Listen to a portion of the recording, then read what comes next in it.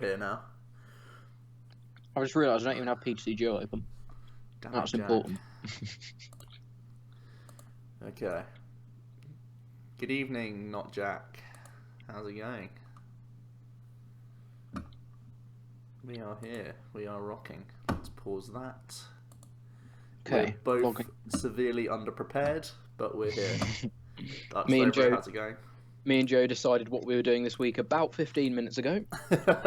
But don't say we haven't prepared because we've got lots of fun things to show you this week. Yes. Yes, we do. Right, I need to change the positioning of some of my things as well so I can read the chat.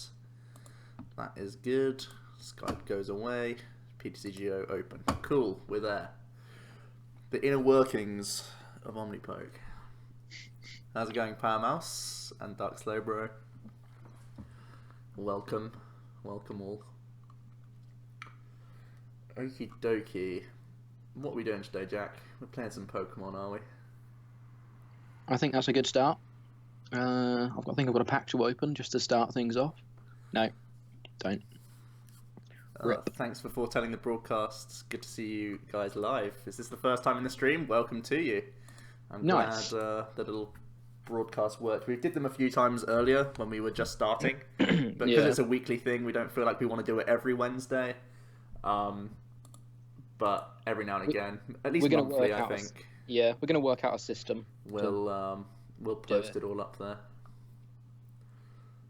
Okie dokie. I'm just going to jump into some random games. Yeah, no worries. Get rid of some rust. Logging in and stuff anyway. I need to wake up a bit. Need to check what decks I have. Mecha Watch, how's it going? Welcome.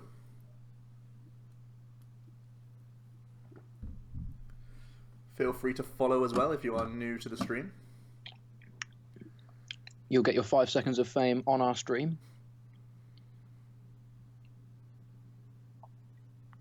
Your Volcanion deck got me into PTCGO. Love this game. 20+ year Magic player who has converted. Oh, sweet. That's awesome. That's a really cool story. Mr. Jackalope, good evening to you. And Liam, hello. Thank you all for joining us. It's going to be a hard matchup. I think this is Ninja. Looks like Ninja from the... Not good for Persimmon. We just got to rush it. Time to rush it. Can I use Amazon Prime? We don't have a sub button to our channel, so you can't sub to us. But you can follow us. We're still working things out. Actually, why don't we have a sub button? I don't know. I thought I'd done that. Damn it, Jack. Oh my god, I prized to Persimmon as well. It's over. This game is over. That Talonflame is going to last a little while.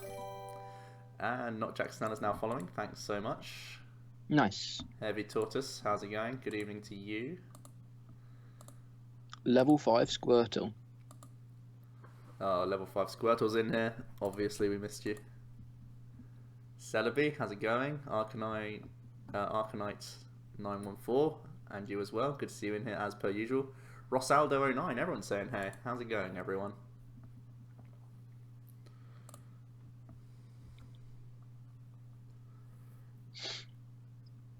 Okay. I don't think the balloon is relevant enough because I want to retreat out of this anyway. So I think we just get rid of these two. And we'll get digging with Shaman. SRC in the house. What's SRC? I don't even know what that is. Are we going to test Beedrill? Have you done it yet?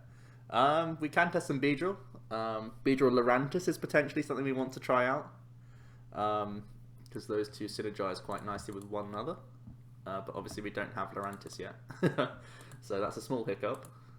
But we can figure something out.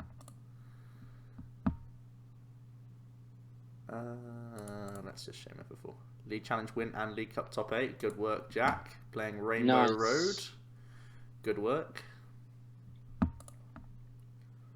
Right, we definitely need to town map because we know that there's these two guys in here. DJ from OmniPoke says he hates us. We all know that he's lying. Doob Snacks is in here too. Nice to see you again, buddy. Oh, it's Doob Snacks from Super Rodcast. Of course, of course.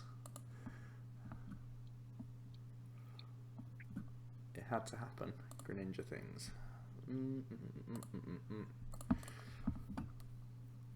What is up, squad? Indeed. How's it going, Monte Carlo? All the usual faces in here so far. Good to see you all. Hope you're having a good Wednesday. Couple of days till Sun and Moon. I was just about to say that. It's getting exciting.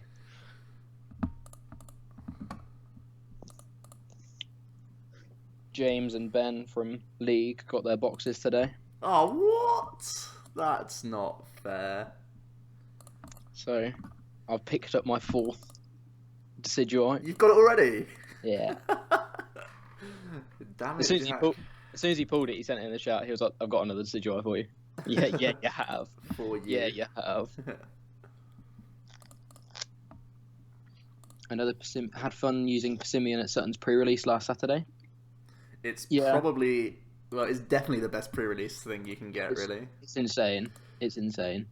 Even Golduck is good for the pre-release, actually, because you have so many energy naturally in your pre-release decks. Mm-hmm. But Yeah, that's Persimmon right, is, oh man, on another level. It's nuts. That's correct, Logan. You also got your boxes today. Oh boy. I saw that.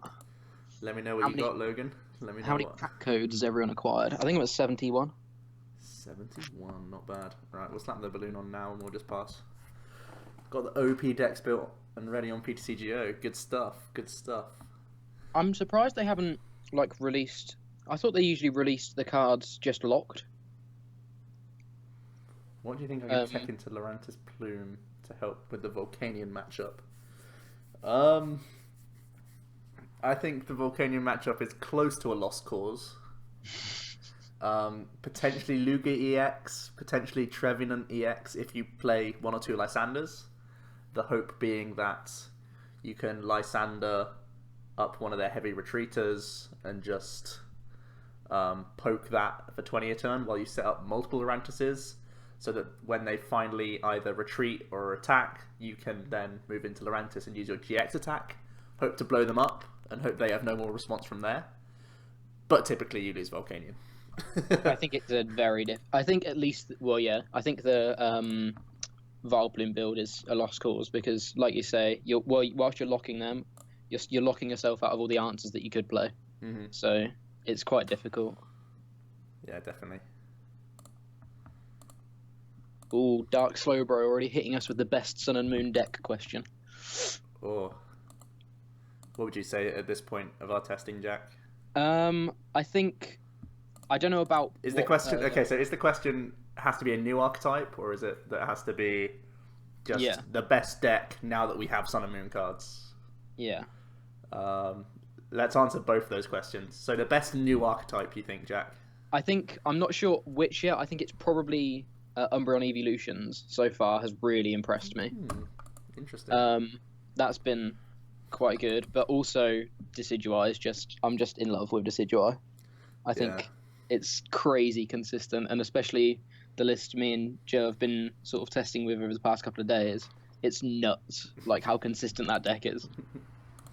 And it applies so much pressure as well. So I think inevitably, eventually, Umbreon will probably be better because, I think it's got a lot more versatility. Mm-hmm. But I think my favourite is probably Decidueye just because it's, I don't know, I think it's insane. Yeah, I think, Decidueye is a very good option. I'm still testing away with so many different builds of that Decidueye list. Yeah. But the core is always very strong. So I'm having to play 3-2 Garbodor lines just to keep up with it in early testing. So that's so good. That's just that in itself is a statement, really, isn't it? That's a statement, yeah. Oh my goodness, I can KO another Froakie here. This is absurd.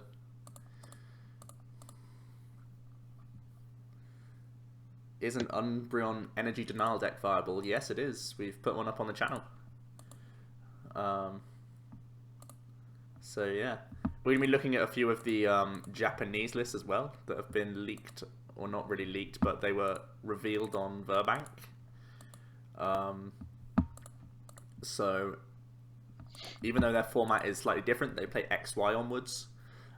Some of those things could be good for looking at inspiration and other things. So that'll be interesting today, I think.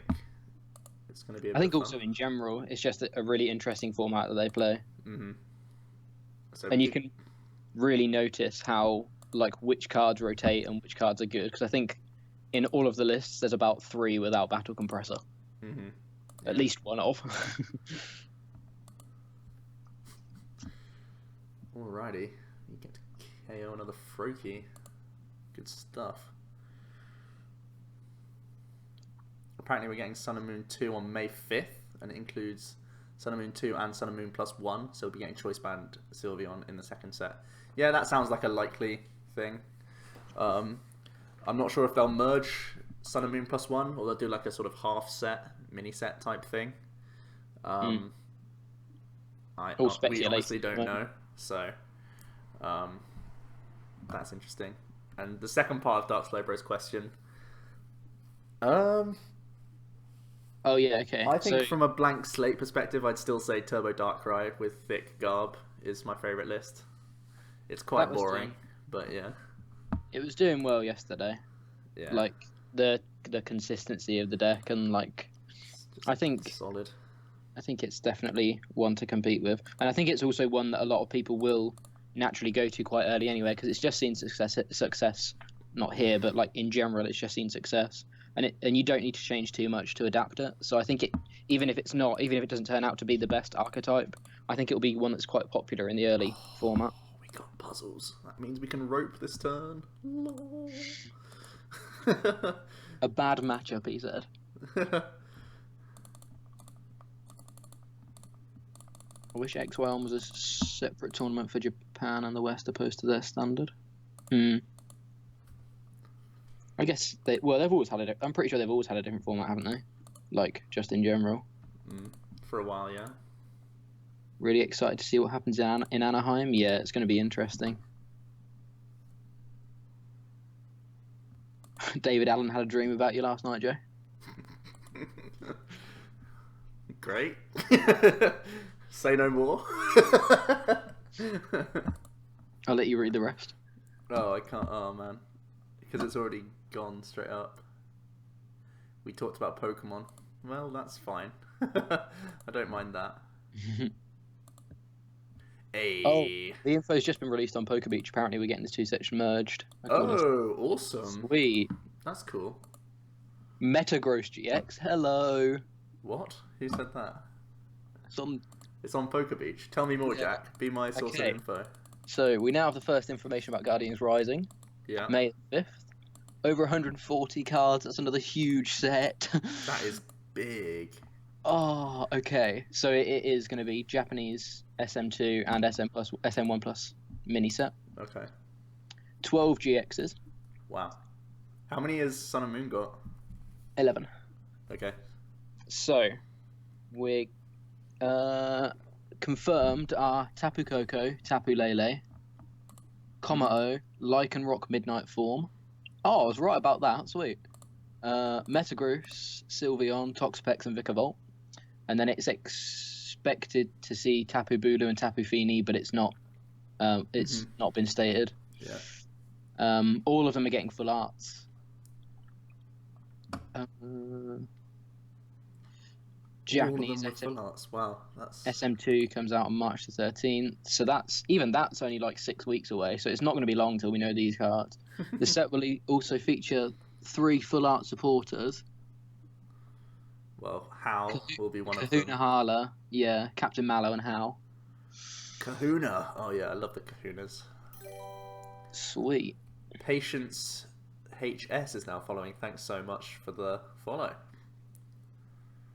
Is there any new information about the Roaring Skies reprint? That's happened, hasn't it? I think you can get those now. I've been the packs have been out for the past 2 or 3 weeks. Yeah, grab a hold of them. Oh, that information's really cool, actually, because I think it was it today or yesterday, me and you were talking about the second set, just thinking about what they're going to do.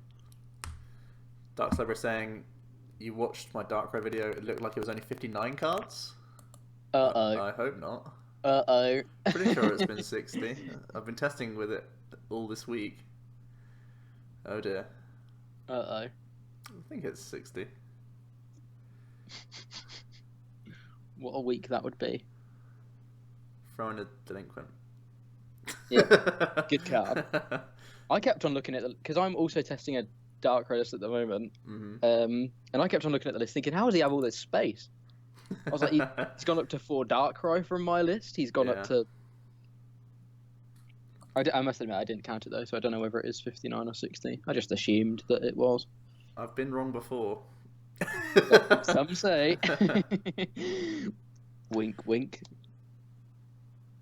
I think it's Mega. That can't be good for Gold Duck, can it? I mean, you're playing Golduck. Oh, I've just found an Evolutions code that I haven't redeemed. I've got a load of other codes somewhere. I don't know where they are. He lost to Volcanion. Yeah, I did lose to Volcanion. I didn't realise you hadn't used Ranger. Like, you know? It was literally whether you had Ranger in hand or not. Wakefield Lead Cup. Top 8 was 2 Rainbow Road, 2 Speed Darkrai, 1 Raichu Bats, 1 Greninja, 1 Mega Mewtwo, and then 1 other. Apparently the league challenge in Loughborough, the top 4, was all Mega Mewtwo. So it was just Mega Mewtwo Mirror, and then the final Mega Mewtwo Mirror. Nice. Sounds like London Intercontinentals, but with a different deck. Dark Slowbro would cut 1 Shaman for a second Baby of. Yeah, I was playing with only 1 Shaman yesterday. Yeah, 1 Shaman's something we've gone back and forth on. Sometimes it was great because it wasn't like a liability, but sometimes if you prize it, you're just like, right, okay, I've got to properly find these cards now. Yeah, I can't dig for things. That's the one thing I don't like. Like, prizing Hooper's bad enough, but prizing the 1 Shaman is as bad, if not worse, so... You ready for some confusion?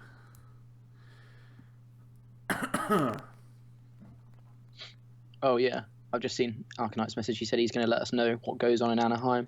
Oh, sweet. Thanks. Tubb says top 4 Gillingham was Rainbow, Mega Guardi, Zygarde. Yeah. Interesting. Well done to you, Tubbs, for winning that as well. Yeah, Rainbow I did Road. see that on Facebook. Good job, buddy.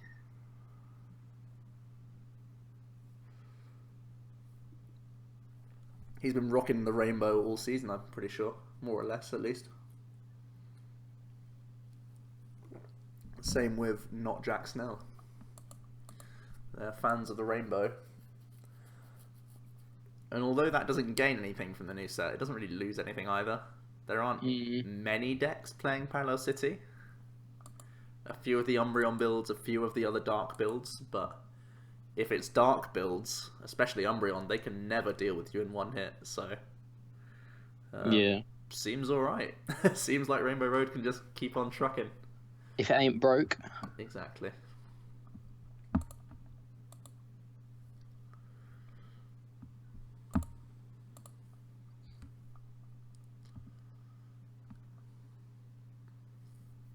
Oh, I can't wait to get some new cards. Get some new decks on PTCGO. I think I'm just going to delete all of my decks and start again, because it's getting to the point where I'm like on 3 Darkrai decks and stuff. Probably just get rid. Get rid. So we can KO Attacker or we can KO Shebe. I think Attacker? We're going to have to get through this non-EX one way or another anyway. Let's go Attacker, I think. No, we don't really care about N because we have Auxiliary. Okay, we'll go Shaman. We'll go Aggro. Let's do it.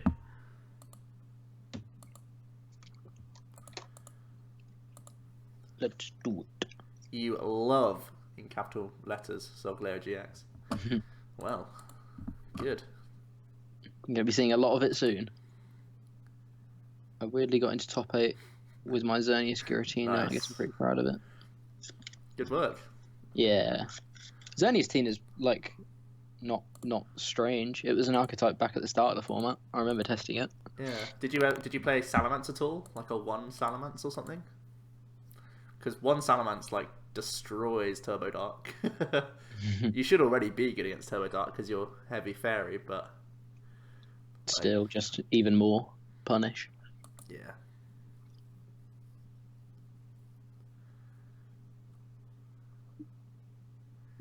Can they lower their hand 2 cards? Ooh, Ultra will take a target and don't play it. Mighty Groove, how's it going?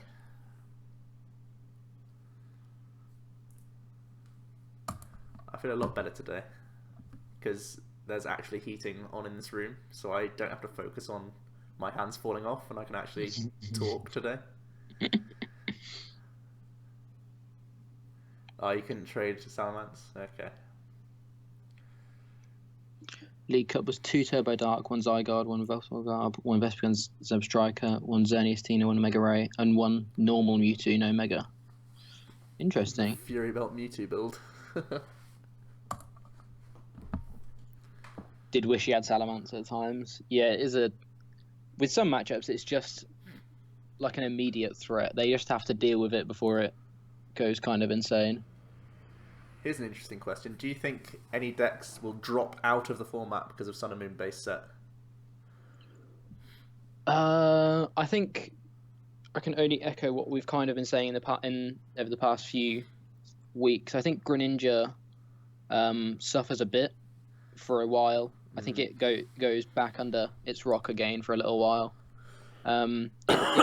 There's a couple more. Well, it gets some more awkward matchups. Obviously, it's still increasing in HP, which isn't always a problem, but there must be a point at which Greninja doesn't like that anyway. Until Choice Band, at the very least. Yeah, that's what I was going to say. But then, by Sun and Moon 2, Greninja's probably pretty good again.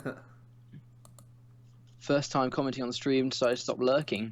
Hello. How's it going? Okay, Mega Mewtwo, do you guys think it still has a place in the meta, or is Guardy's presence enough for it to shy away? Also, do you think Sun and Moon adds anything to the deck? Also, love the streams and contents. Thank you very much for the little compliment. We appreciate that.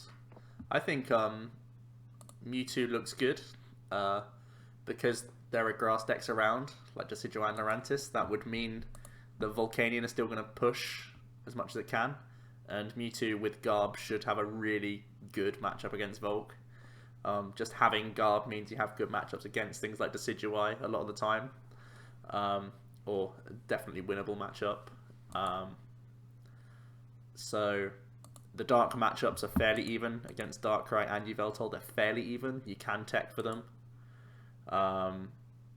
So yeah, Mewtwo's a good contender now, and it'll continue to be, because there are new decks that people are going to be trying. Therefore, if they're trying new decks, they're not playing Guardy. I think Guardy's still really good, by the way, in Sun and Moon. But yeah, Mewtwo's still good.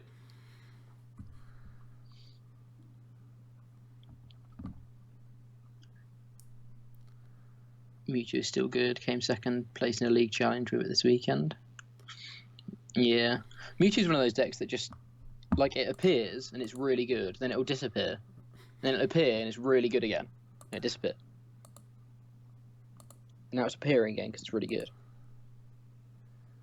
Gyarados? Yeah, Gyarados potentially gets worse because of Decidueye and Vileplume variants. And even Umbreon has sniping, so there's a lot of things that Gyarados doesn't appreciate. Harder to knock things out as well. And like, yeah, they have an actual cap. Yeah. But in terms of new decks, it's only really Decidueye that has more than 2/10 anyway. Yeah, that's true. That we think is going to see play. Like, we don't know how good Solgaleo is.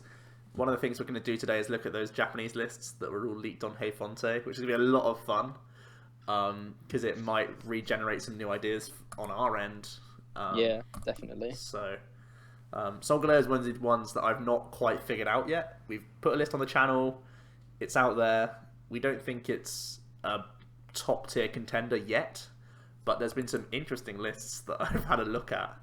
So I think there's 4 or 5 different lists of the ones we're going to show today that are all just different archetypes with Solgaleo. Yeah, exactly. There's a couple that are the same that are slightly different in counts wise and stuff. But yeah, I think, and that's kind of what me personally, that's why it's one of my favorite cards in the set. I just think there's so much potential for it, even if it's not good now. There's so much potential for the card, just because the Soul Burst GX is nuts. Yeah. Someone's asking what's the best Mewtwo build. I'd still say Psychic is the best baseline to go off of. Will Kukui see play in Mega Ray? Yes. It's probably not a bad one of you. Good one of. When will the Japanese Sun and Moon deck discussion begin? I think we can start at 9, I guess. Yeah, I was going to say 20 minutes or so. 9 for us, so yeah, in about 20 minutes. How does Vespiquen Zubstriker counter Plume Box apart from ×2 Lysander? You can play Fright Night Yveltal. You can play Wobbuffet.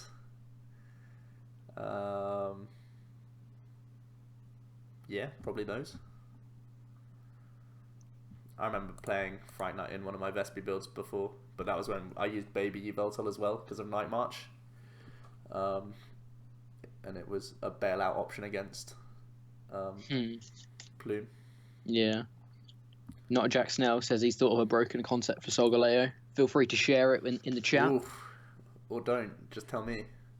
Yeah. Do you think I'll be free anytime this weekend or this week? It depends what I choose to do on Friday. I might be going to Luke's to test and have fun times, etc. If that's the case, then no. Otherwise, sure. Do you think Lily will see any play at all? It's the Japanese lists are playing them. I'm gonna say again, it's in a couple of Japanese lists, so maybe it will. I'm not sure yet. I don't think it's nuts. I don't think it's nuts, and I don't think we've undersold it. But I think more people are playing. What's more surprising, they're playing it over Skylar, which surprises me. Because I would have thought these Stage 2 decks... So there are a few Stage 2 decks playing like 1 or 2 Lily plus 1 or 2 N. Yeah. And I'm surprised they're not just Skylar. Because they play heavy Candy, heavy Ball Search and such. But it's surprising to me that they're all opting to play Lily. It's something that I've not put in a list yet. But I guess it's one that we have to test if they're anything to go off of. Yeah. What's happened to Max's Yveltal? We lost Battle Compressor. So... Oh god, that's what happened. Yeah. What do we do if we want to play either me or Joe? Probably Joe because he's on stream. Later on, probably down the line in the stream, there'll be a point at which I imagine Joe says he'll be taking some viewer battles. Yeah, take some requests.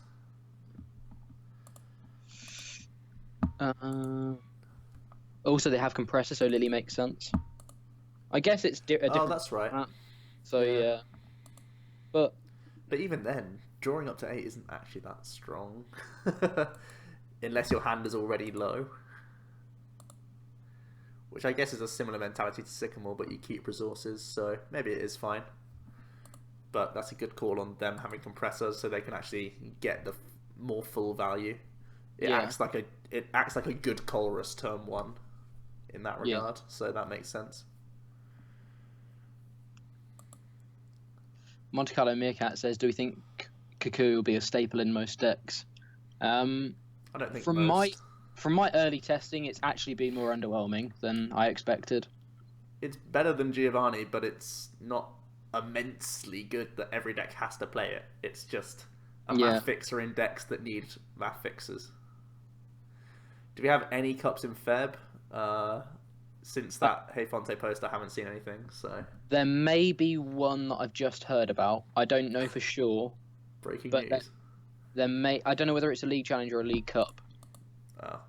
Let me have a look before I go ahead and say it's a League Cup.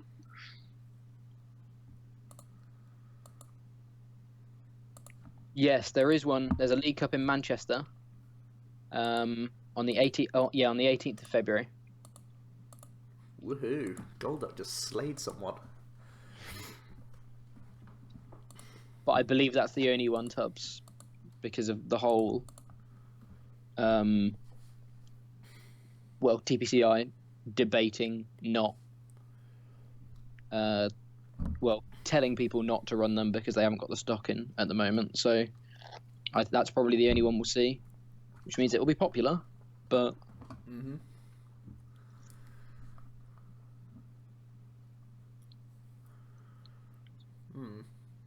Okay, we'll have one more game, and then we'll head on over to Hey Fonte. Have a look at some Japanese decks. Have a look at my Facebook. This is going to be a delicate mission. Don't spam me, people. I can put notifications off, can't I? Should be able to, yeah. Don't do it, guys. Something to do with prizes that you heard, Tubbs. Yeah, essentially, I believe what happened is DPCI said they wouldn't be able to send the prize support, like the playmats and stuff, out in time for February League Cup, so they suggested waiting until March. But then I saw a big post the other day, which you've probably seen as well, but just for anyone who hasn't, that's essentially said, or at least the post I'm referring to, said because this is more based in the UK, because there's two regionals, or Europe, I guess, there's two regionals in March. It means if there's two regionals and everyone's shoving all of their League Cups into March, it's going to mean it's more awkward for people being able to get around and get to a lot of the events, especially given any League Cups that are on the weekends that regionals are out aren't going to be very well attended because everyone's going to be at the regionals. Mm-hmm. And then also it's going to that in turn also makes it less worth it for people to actually run the League Cups. So I think that's why Fanboy Free have gone ahead and said, well, we're going to run ours in February instead, even though we might not have prize support, because I've just read that their prize support isn't packs or anything, it's just store credit. Yeah. So I guess there's pros and cons, but if you want to maximize your points, it's probably... someone like me who just wants points, that's great news. Yeah. But people who just want to play Pokemon for fun, and right now, because the points cap is so high, that's actually the majority of people. Yeah. It's not necessarily the best thing. The other thing is, I also believe it's... Wait, what date does Sun and Moon come in? Because it might actually be Sun and Moon legal. So its official thing is Feb 17, I think. Yeah. Okay. So it is the first Sun and Moon League Cup then. What's this? Fanboy Free. Oh boy, that's pretty cool.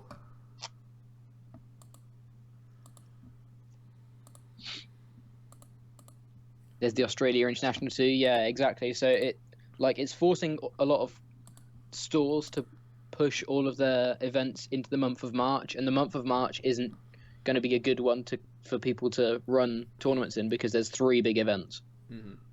So it's kind of silly. You're going to Malmo and Sheffield, so am I. So am I. Should be good. Easy points. EZ points. Just kidding.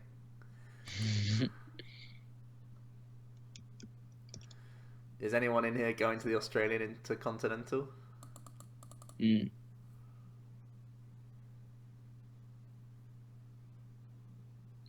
For Southern California, the prize support isn't great, and also regionals is in 2 weeks, so probably not the best idea to hold a cup with no Sun and Moon legality. Yeah, I think the other thing is exactly no one's really that bothered about playing unless it's non-Sun and Moon. Yeah.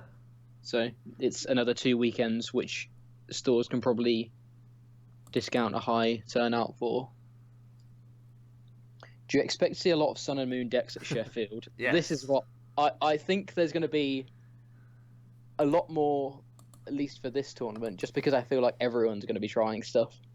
Mm-hmm. How many Wassies for Solgaleo GX? I think we gave it 18 or 19.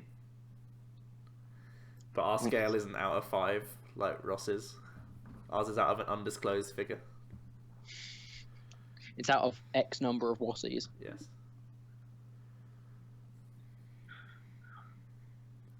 Logan would only give it 4 Wassies.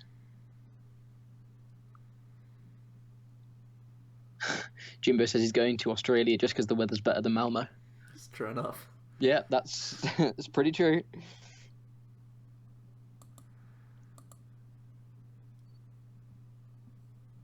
Anaheim regionals will probably be packed with sumo. I think a lot of people. I think we're going to see some really creative decks over the next few weeks, especially as they're well. I don't know whether the regionals will deter people or will like boost creativity just because people want to find that weird wacky deck that just destroys everything. I think it stifles it. I think people are more likely, like the majority of the room won't be too much different. There'll be the brave people who have tested enough with this deck or that deck, but I think the majority will be Turbo Dark or Yveltal now playing Taurus Ninja Boy, and then like Volk because they're hoping to see all the new people running stuff weak to Volk, and then there'll be Mewtwo Garb because it's Mewtwo Garb, Guardy because it's Guardy. I think there'll still be like the top 4 most played archetypes, but I can see people who have put the time in, have tested enough, they'll go far with the new deck, and then everyone loses their minds. Like, oh my god, Decidueye made top 8. Look at the list now. Show me those hoot hoots or whatever. There was an article just today. I think it's a 6 prizes one. Where it's Decidueye with hoot hoot. Seems cool. Yeah. Okay, I'm going on to my Facebook. You guys can't see it yet, but I'm definitely doing it. Let's make it a separate window. I need to get myself over to Hey Fonte. And we'll find this post. I think there's 2 posts because he does like a second batch of lists. I think it's a slight... Oh, really? I think it's a smaller amount, but it's like... Okay. The initial one is like 20 odd so lists, 25 lists. Yeah. I'm the one with, I think it's 23, so I'm assuming you're starting with that one. The one that's titled Merry Christmas, Hey Fonte is the first one that I'll start with. Nice. Oh yeah, okay, I found the next one. Oh boy. So, options, enter full screen.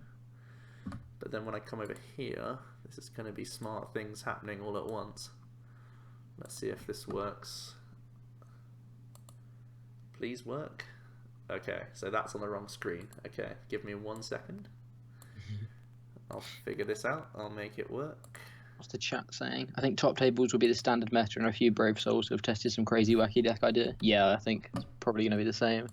Top tables will be Lorantis Plume or Volk, depending on what people play. Lorantis Plume at the top.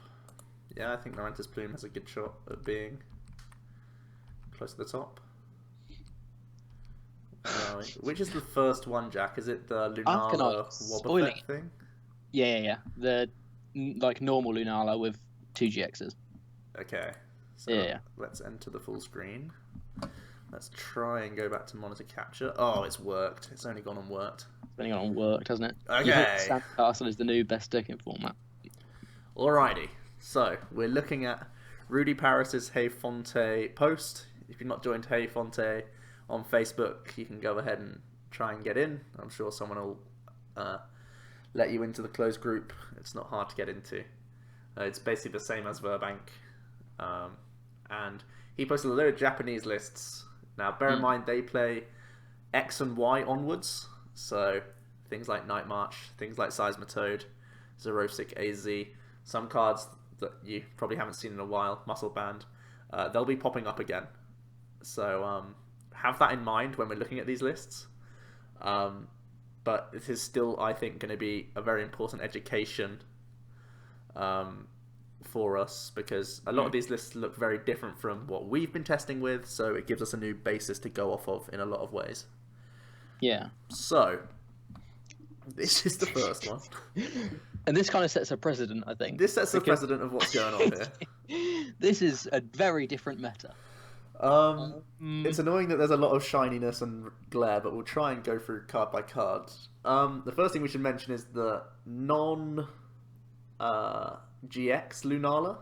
Yes. We should go over what that does. Do you have it up, Jack? Yeah, I do. Okay. So it's the stage 2, 160 HP, weak to dark, fighting resistance to retreat, pretty similar. It's got 2 attacks. First attack for 1 psychic is Burst Ball, 40 damage times the number of psychic energy on a Lunala. And then for 3 psychic, it's got Full Moon Wing, 130 damage, move all energy attached to your Pokemon to attach this Pokemon to your bench in any way you like. Yeah. So it's feels very similar to Y Cyclone, because you're preserving all of your energy whilst slapping a huge amount of damage on your opponent's active. I think this is a really nice. I think this is a really nice pair with the GX. Actually, I think I can see the synergy between them. Yeah. Um, Huge synergy. Just look at this list. It's a 4-3-5 line. So the Wobs, they slow down a lot of things. We know that Decidueye Toad is a big archetype in their meta, but you can see that Wobbuffet would still be super disruptive in current standard by shutting off Shaman and just shutting off the Decidueye archetype in standard. Also things like Volk and other things like that. So Wobbuffet's super annoying. If you're doing 130 damage with non-GX Lunala, you can even move energy onto Wobbuffets as attackers. Yeah. So that's also really good. Preserving the energy, as long as you have your abilities, you can move them all back onto that Lunala the next turn. With the GX's ability, you can see why there's 3 max potion in the list, because you naturally move 3 energy off you, but it represents a threat even though it has no energy on the board. So things are still going to have to attack into it. Complementing the 160 HP, it's got 2 hard charms of all things to make it more tanky. The supporters, I think it's 4 Sycamore, 2 End. Is that 2 Lily? Yeah, 2 Lily. Then we got AZ, Zerosic, and I think it's a Lysander. A Lysander, yeah, that makes sense. It has to be Lysander, really, doesn't it? Yeah. Single Muscle Band. Not necessarily sure why that's in there over a consistency card, but I'm not a huge. I suppose 4 energy plus muscle band with burst ball is 180. Yeah, but I feel like a lot of the time I think you use that attack very often. I want a consistency card a lot more of the time, I think. Yeah. Regardless, 1 compressor, super cheeky, love that. So that you activate your VSC, because a lot of the time. Miss that card. 2 D-Valley makes Wob much more efficient. Even if you don't have your abilities rocking up, you can still threaten a lot of things just by Lunala and Wob on their own without the abilities. Yeah. You've got your Ultra Balls, your 2 level ball, only 3 rare candy with such a thick evolution line, but you can see they play 3 Cosmo M as well. Yeah. I must admit, after looking at some of these Japanese lists, a lot of them are actually running 3. Yeah, really thick candy, which is interesting. Yeah, but thick Cosmo M. Yeah. In every case, and that's only because it's their main attacker. They want to get out multiple turn 1 and 2, even if they can't hit the candies the whole time. They want to be having backups to guarantee it the following turns. So definitely. Sacred Ash obviously better than Rod in this regard because your whole line is thick, so you need to just recycle those. And how many energy are we playing? 3, 6, 9, 10, 11. That sounds fairly standard. Yeah. Maybe that's a cut. Go down to 10 for a consistency card. No Trainer's Mail or Skylar is surprising. Other than that, it looks like a really cool archetype. I really like the look of this. Yeah. So when we actually get the non-GX Lunala, this looks like one that I definitely want to test. Because what we have to say is, from the offset, because XY-on is a much stronger metagame, like there are much better decks out there because people are playing Toad and people are playing Night March, that if this can contend in that format, then going into our format, it's got to be a strong contender. Yeah, and there's not all that many differences. Yeah. Like, it's not like the whole... there are a couple of these archetypes which you're going to see that, okay, we just couldn't... Like, it'd be very difficult to translate them over to our format, but there's not that much that we couldn't sort of change about this list to make a very similar list. So, yeah, it's definitely really interesting. Can I just ask, does the second attack from Lunala, does it move energy in any way that you like, or all to one Pokemon? Any way you like. Okay, that's really good. So you're not actually that worried about the Dark matchup, even? Because you can spread it to, like, 2 different Wobs. So you do 130, or you do, like, 110 to a Darkrai, or 130 to a Yveltal, and you can spread it to, like, Wob Lunala, or Wob Cosmo M. So, right, I guess losing D-Valley is a bit of a problem going into normal standard, but as long as there's not enough Dark in the format, this could be a really strong contender. Definitely. Okay. Right, next list. We've got Solgaleo Bronzong, This looks like Yeah. the jankiest thing in the world, but I love it. Where should we start? I guess the Pokemon will start. Yeah. So again, we're picking up the 4-3-3 line. Really interesting. Even with 3 rare candy, this is interesting. I think more than anything, it's just a statement about Toad. Toad is... That's what it is. They have Toad in format, so they have to be able to win a Toad matchup. And I think the 3 Cosmoem just says, okay, yeah, I want to be accelerating. I want to be getting these Solgaleos turn 2, but if you're a Toad, then you're only doing 30 or 50, or I guess now with Decidueyes more, but like you're not applying huge amounts of pressure immediately, so I can take that extra turn. Especially when I'm going to reap the rewards with Solgaleo or Soulburst GX the turn after. Yeah, and so yeah, once you get Soulburst GX, from then you're trying to stack the Bronzongs, so you get yourself into the awesome cycle where you can use both abilities to synergize so brilliantly. You can Ultra Road to move into your second Solgaleo after doing lots of attachments with Bronzongs. It's just dirty. It's just really, really, really dirty. I'm surprised this doesn't play like one Float Stone, so you can Float Stone to retreat, then Ultra Road back in, because it then forces you to always set up a second Solgaleo. But other than that, I think the concept is sound. It does play the one Bronzong break. That's probably for Night March, I would assume. Yeah. More than anything else. The balls seem fine. 1 nest, 1 level. I like that. You like that more than just 2 levels? I think... I guess it... Because Cosmo M. Yeah. I think I'd play just 2 level. I don't think I mind the nest. But what does it give you that level doesn't? It puts a Shaman directly to bench. That's true. That's like the only thing it gives you, but you don't want that really ever. Yeah. So it plays 1 weakness policy. OP. 1 max potion is really cool as well. It's like what we were seeing with the Lunala build, but it's not. It doesn't have the space for more really, so it just can't. What else? The 1 compressor seems to be common, which is cool. I think the only other real thing to mention is the supporters, because they're kind of crazy. Yeah. 2 and 1 Shauna. Have I built this? Here come the memes. There's Japanese Joe out there somewhere.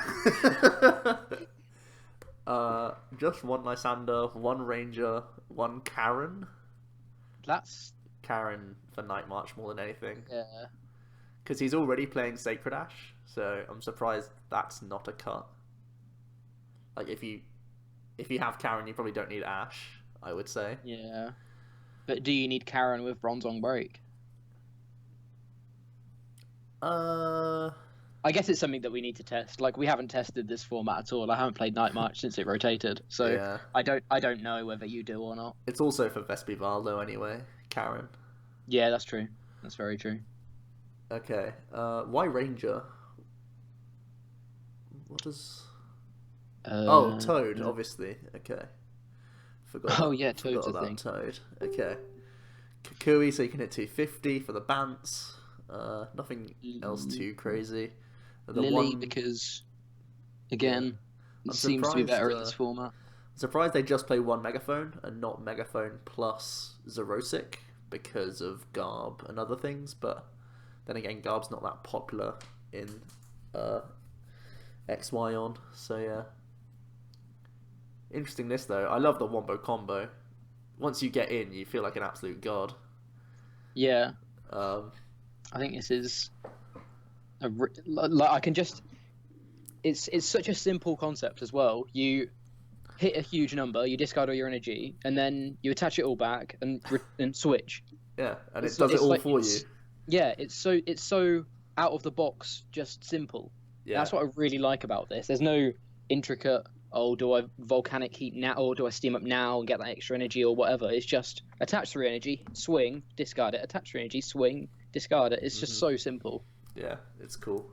Really like it. Okay, so obviously looking at our standard, we don't have Bronzong, so this isn't an option, which is a shame. But yeah. Okay. Oh, is there a way that I can turn this? Do you know? No. Oh dear. Okay. Everyone's gonna get neck ache. God damn it. Okay.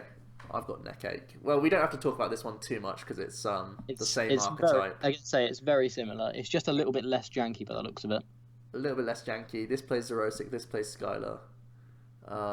Plays 2 Cabalion as well, by the looks of it, or Cabalion and something else. At least 1. 3 Silent Lab. I wonder what the Silent Lab's for. Is it just to slow down certain things, or is there anything in particular that it has to worry about? I don't think there's anything. Is it just slowing down other archetypes? Does it play? It doesn't play weakness policy, so it doesn't help with Volk at all. No. But yeah, very similar archetype. Sure. Yeah. Okay, we'll move on. Oh, it's more sideways. At least this one's easier to read. Yes, and it's Groudon. What's the thing here? Is it a Viper or something?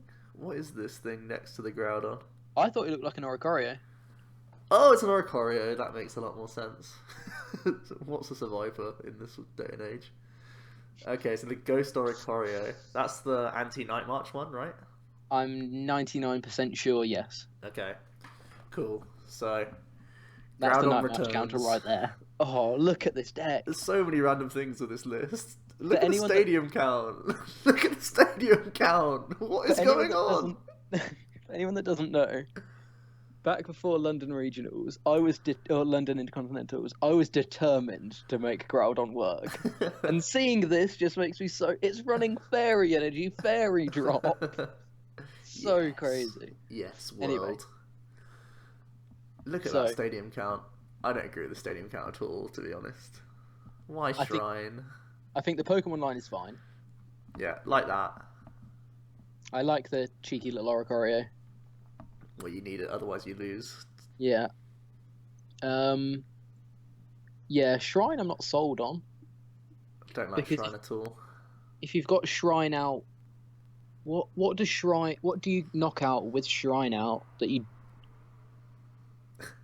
don't like? Use your words. I don't understand why you'd ever use. What do you knock out with Shrine out? You don't ever want to Rip Claw with this deck because you take unnecessary damage. So yeah, I don't like Shrine much at all. Two Fairy Guard. Does this have the option for Beach? Why aren't we playing Beach? I don't think it does. Oh, Beach not legal? Okay. No, Beach was black and white only. So yeah, I don't think Beach is legal. Oh, okay. Someone correct me if I'm wrong, but... Are you still following the chat, by the way? I'm trying to, but it looks like people were just debating something else. I'll keep an eye on it. Okay. Rayquaza is big in Japan, apparently, is the first thing I've seen. Okay, cool. Everything else, fairly standard. The tools are so funny. Plays 1 choice band, 1 weakness policy, and 1 hard charm. So funny. Okay, so a couple of things in the chat. What does Oricorio do? I suppose not everyone knows. It's for 1. I can't remember what its other attack is, but essentially for 1 colorless, you can put a damage counter for each Pokemon in your opponent's discard? Yes. So against Night March, that's really good because they shove a load of Pokemon in the discard and have a lot of low HP basics, and you just drop a load of counters and do that once or twice, and you just win that game. Yeah. What else have I seen? Why don't they just play Shaman? Well, the last few we've seen have all played. A couple of them that we've seen have played Wobbuffet. So obviously those ones aren't really going to play Wobbuffet because that's the starter that they want.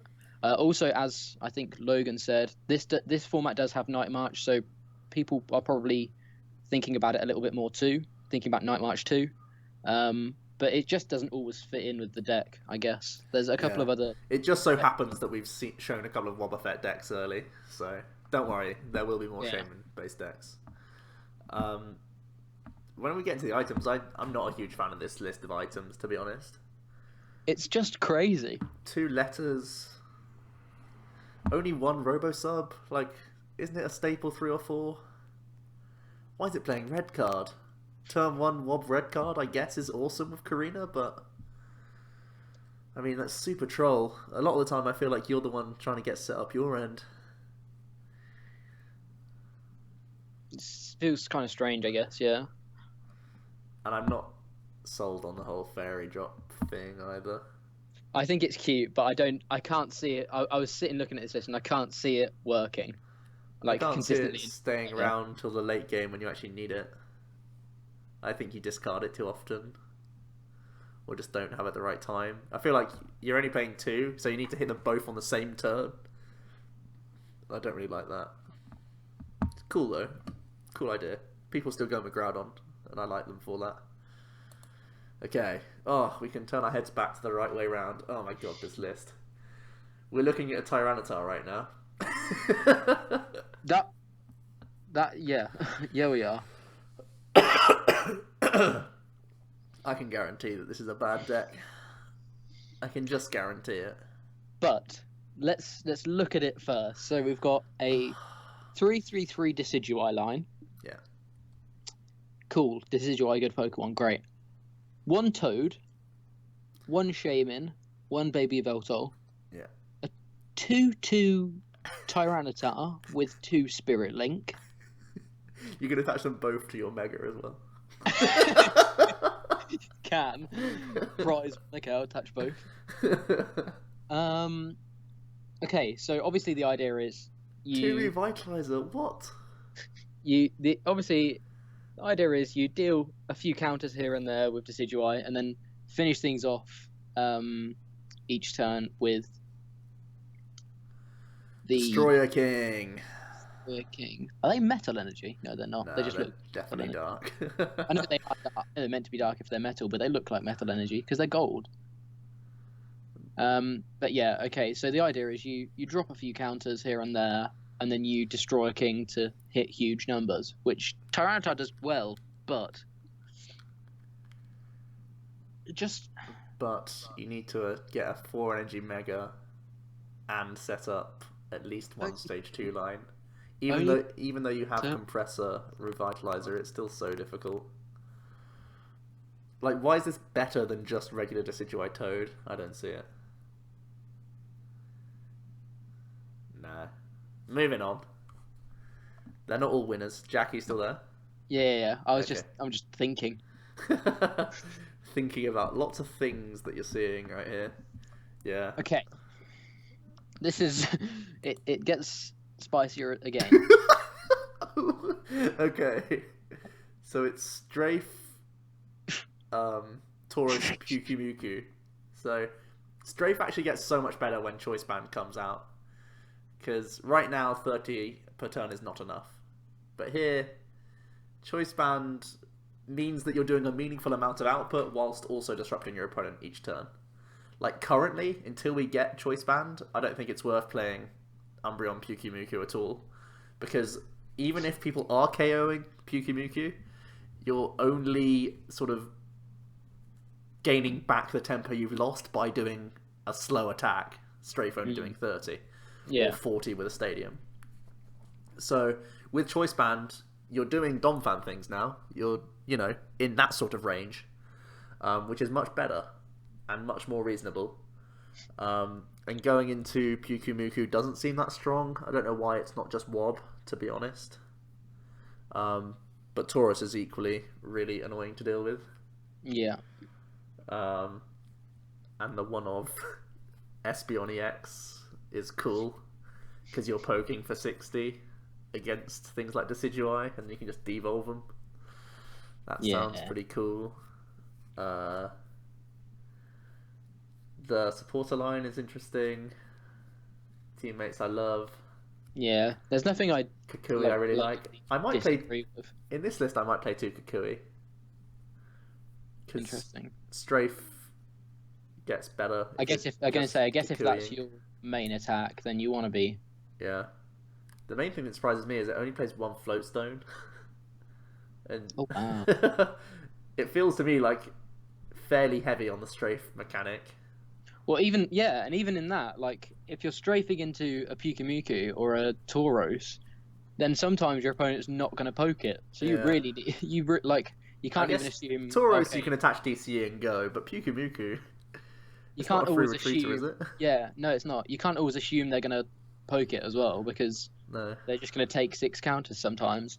So I think more than one float is definitely needed, just because, like, Oh you're man, this list has got to be bad. It's got to be bad, so doesn't much it? fun though. So much fun. You're up to one balloon. There's Just not such one, weird a cards. random 120. 2-letter, 1 balloon. The thing is, 2 Ultra Ball. what we're taking from here is we like the archetype. We don't like the list, but when we get choice band, this does become an archetype. Strafe.deck becomes a thing. Yeah. I think. Probably without Yuki Miku. So hold on to your Umbreons, even if they're, well, I think they're probably decent now, but they could potentially be even better, or there could be more avenues for this deck to be played around with. So, interesting archetype. I think we can make this better, to be perfectly honest. Okay, here we go. I think this is one of the best decks in their format that they have right now. I think this deck is insane. I haven't played it personally, but just from Theorycraft, I think this deck is nuts. Yeah, I think it looks really good.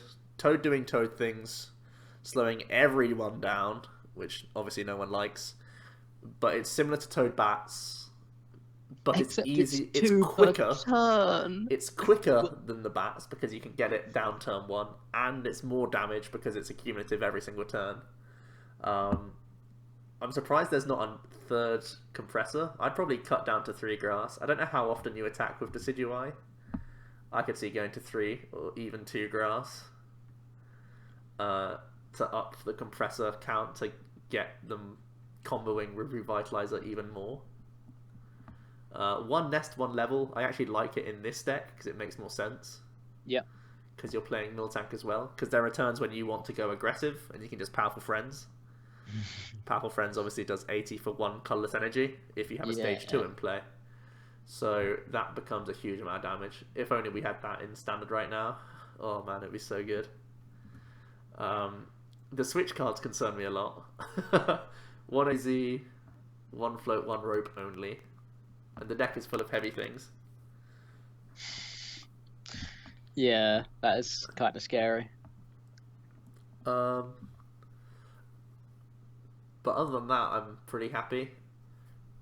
With Decidueye, actually, Jack, I haven't even told you this, but with my list now, I've got to the point where I just play 3 VS Seekers now. Because if you really need to, you can Hollow Hunt them back.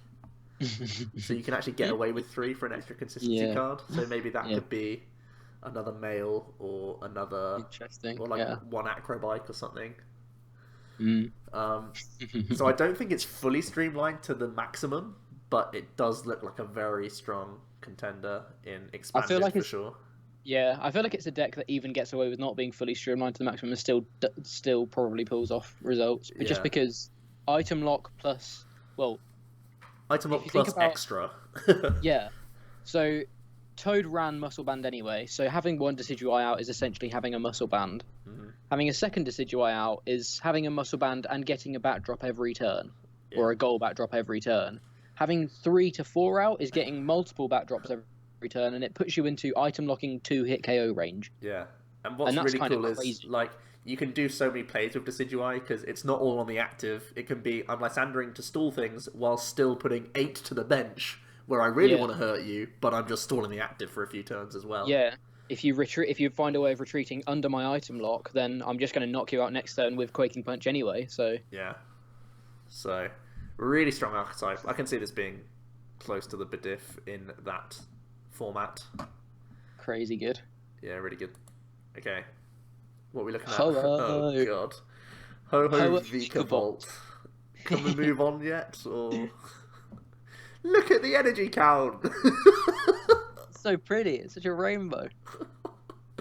We've got to move on from this, surely. This has got to be bad. Fun. Yeah, well, I'm moving on. Anyway. We don't have to talk about that. Ooh, this is one that we've profiled on the channel. This is one that we've profiled, and again, there's not many cards that we don't have. Obviously, we've profiled it already, but I think I can see 1, 2, 3, 4, 5 cards off the top of my head that we don't have. Obviously, we don't have those specific EVs, but we have an Energy Evolution EV, so that's all that matters, really. We don't have the Muscle Bands, but we're getting Choice Bands, so theoretically, the only cards we don't have are the 2 compressors. Yeah. So the archetype has been doing okay, which is a good thing. It doesn't play anything too wildly different from our support account. I think that's a teammate snuck in there between Delinquent and Hex. No stadiums in this list, so trying to streamline a little bit more. I'm not necessarily opposed to that. No. Is that a Kukui behind the Lily, or is that 2 Lily? I'm not too sure. It's 2 Lily. Ooh. Yeah, it's 2 Lily. Yeah, it is I'm pretty 2 sure. Lily. I can see the little top hat. of the hat, yeah. But yeah, no Kukui is interesting. It's another really two Lily is even more of a statement that it's really good turn 1.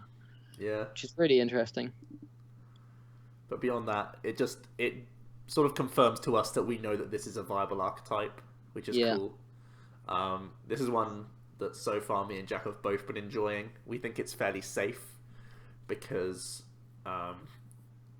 it's mix of EX, or well, 2 prize and single prize attackers, as well as mixing lots of different weaknesses, and ×2 weakness in this format is just nuts right now. So yeah, hitting potentially 4 of those is really good. Really nice. So yeah, going forward in terms of our list, cutting out stadiums potentially. They don't play the break, which is interesting. Yeah, they don't play the break.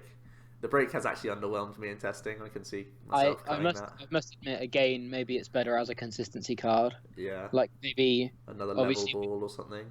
Yeah, obviously we've got it in there at the moment because and their list doesn't play Wob either. Yeah, that's true. They're not that concerned by item lock. But maybe that's just because you can attach and go. Yeah. With a Umbreon, so maybe it's not necessary. But yeah, interesting stuff. I think this list, even though there's things that I don't necessarily agree with, I think it looks cleaner than the one that we did in a way. I think comes with like testing, even just the little nods to the third Zoro or whatever, it's just It just looks like it sets up and does what it does, which is nice. Ooh, we've had a follow. Can I see who it is? Ooh, is this gonna work? Ooh. Oh, people are asking us to go back to Ho-Oh, Joe. No, not happening. Next. Solgaleo Turbo Dark Dragons. That's a mouthful. That's also playing what looks like a what card is that? What's this card next to the Delinquent, the non-Pokemon I have card? no idea. It looks like it's Force of Will? Someone's commented Puyo Puyo. Oh, okay. So we'll go with that. Great. Okay. Well, this is what I was mentioning earlier on about people are just playing Solgaleo. Yeah, just play it. I can't be 100% sure, but I don't think he's playing any Cosmoworms. Where's... Yeah, he's not. Is that a 302 line? It's a 302 line. Yeah, with 3 candies. Forget item lock. It's not a thing. Yeah, not a problem, mate. Just get it out. 302 line. I love these decks. They're so cool. Because, I mean, to be fair, Dark Dragons doesn't need... No, it does. Okay. Let's not get crazy. I think, yeah, the archetype looks good. Looks kind of clunkier than the other builds that we're used to. But imagine that turn 2 Solgaleo. In terms of slots, it's not different from playing elixirs, really. Nah, I guess not. Maybe 1 extra slot or whatever. Mm-hmm. But I guess with compressors, you're thinning out your second Lysander, your second Skylar, stuff like that anyway. So you're not going to draw into these dead cards, and you activate your VS Seekers as well. Is it something we should think about in our standard? I think... Do you think... Even though there's only 2 compressor, I think that helps the deck tremendously. Yeah, I agree. And because of that, I don't think it would work particularly well. I think this is what I don't know whether it was on stream or off stream, but I said earlier on how you can really see what cards we've lost, and I think compressor was a huge loss for the format. Mm-hmm. Yeah, definitely. Okay, so not one to try. Not yet. Okay. But definitely something I'm going to keep in the back of my... I'm always going to look for Solgaleo partners, so definitely something I'm going to keep in the back of my mind. Yeah. Okay. Okay. This is one that really interested me when I saw this. I knew it would. I was I was skeptical until I saw the Misty's Determination on the bottom left. And that's when I knew. That's when I knew this guy is a pro builder. This person is a good player. So it's the beautiful 302 line of Solgaleo plus a 202 line. Oh my god, a Primarina. It's so good. It's genius, isn't it? It's something. I've just got no idea. I can't even stop laughing. Like, oh my god. Okay, right. You're living the dream if it comes off. Back to normality. We've got so in defense of this, in defense of this deck, you can collect early on with Lapras. So you can draw cards. Solgaleo and into your pieces, yeah? Into your rare candy and your 2-ofs. You've got heavy ball search, you've got Octillery. So the draw engine's there. 3 weakness policy as well.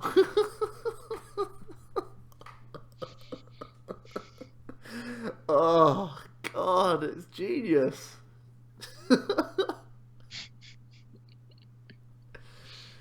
Oh god, this makes me laugh. Look at that item count as well. It's so clean. It's so clean. It doesn't play compressor at all. That's the thing I noticed. Because it has lots of one-off supporters. Especially... But choosing double Lily. That's so bizarre. I'm gonna go... Maybe we need to go back and test Lily a bit more. Yeah. I don't know how much I like the Octillery in here, to be honest. Have these lists actually won tours? Yeah, some have won. Some have won League Cups. I don't know that all of them have, but I know a lot of. Some of them are guaranteed to be jank because my friend David, who's seen some of these lists previously, he knows that some of them have come directly from the Dark Integral gaming equivalent in Japan. So we have to take all of these with a pinch of salt, but. You know, we're giving our own piece on some of these decks and saying why some are viable and why some are potentially not. See you later, Power Mouse. And someone said this looks like the kind of deck that 10% of the time it works 100% of the time. Yes, that's true. That's really true. I love this. I think it's so cute. Why? I really want to give it a go.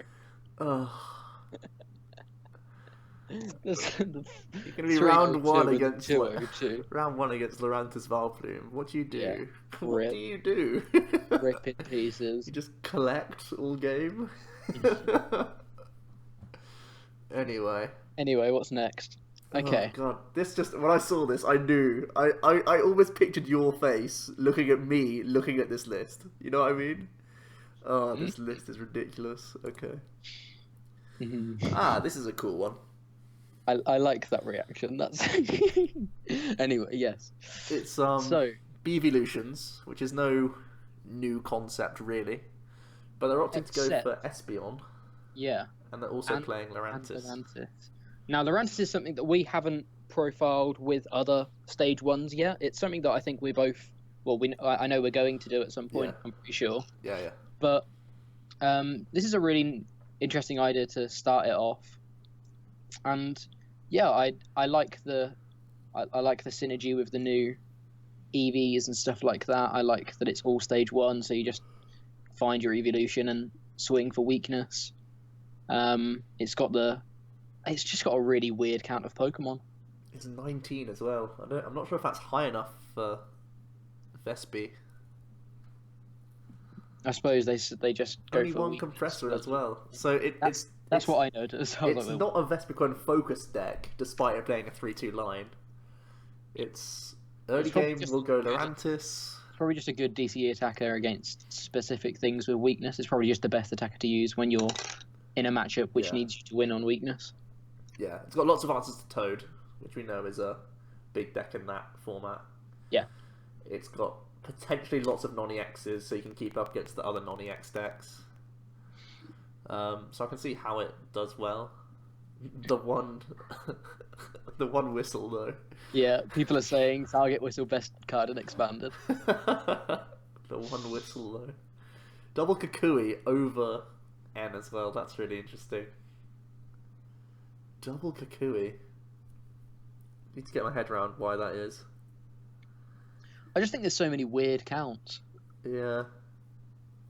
Interesting. One rod, one revitalizer. 14 energy. That's really high. That's gotta be high.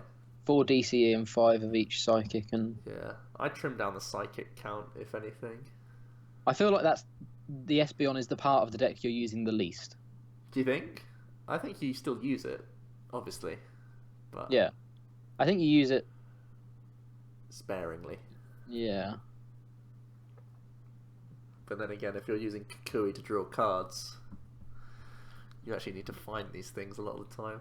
I'm baffled by this list also. Like, I know that I'm going to be making a list of Beevolutions, but I know it won't look like this.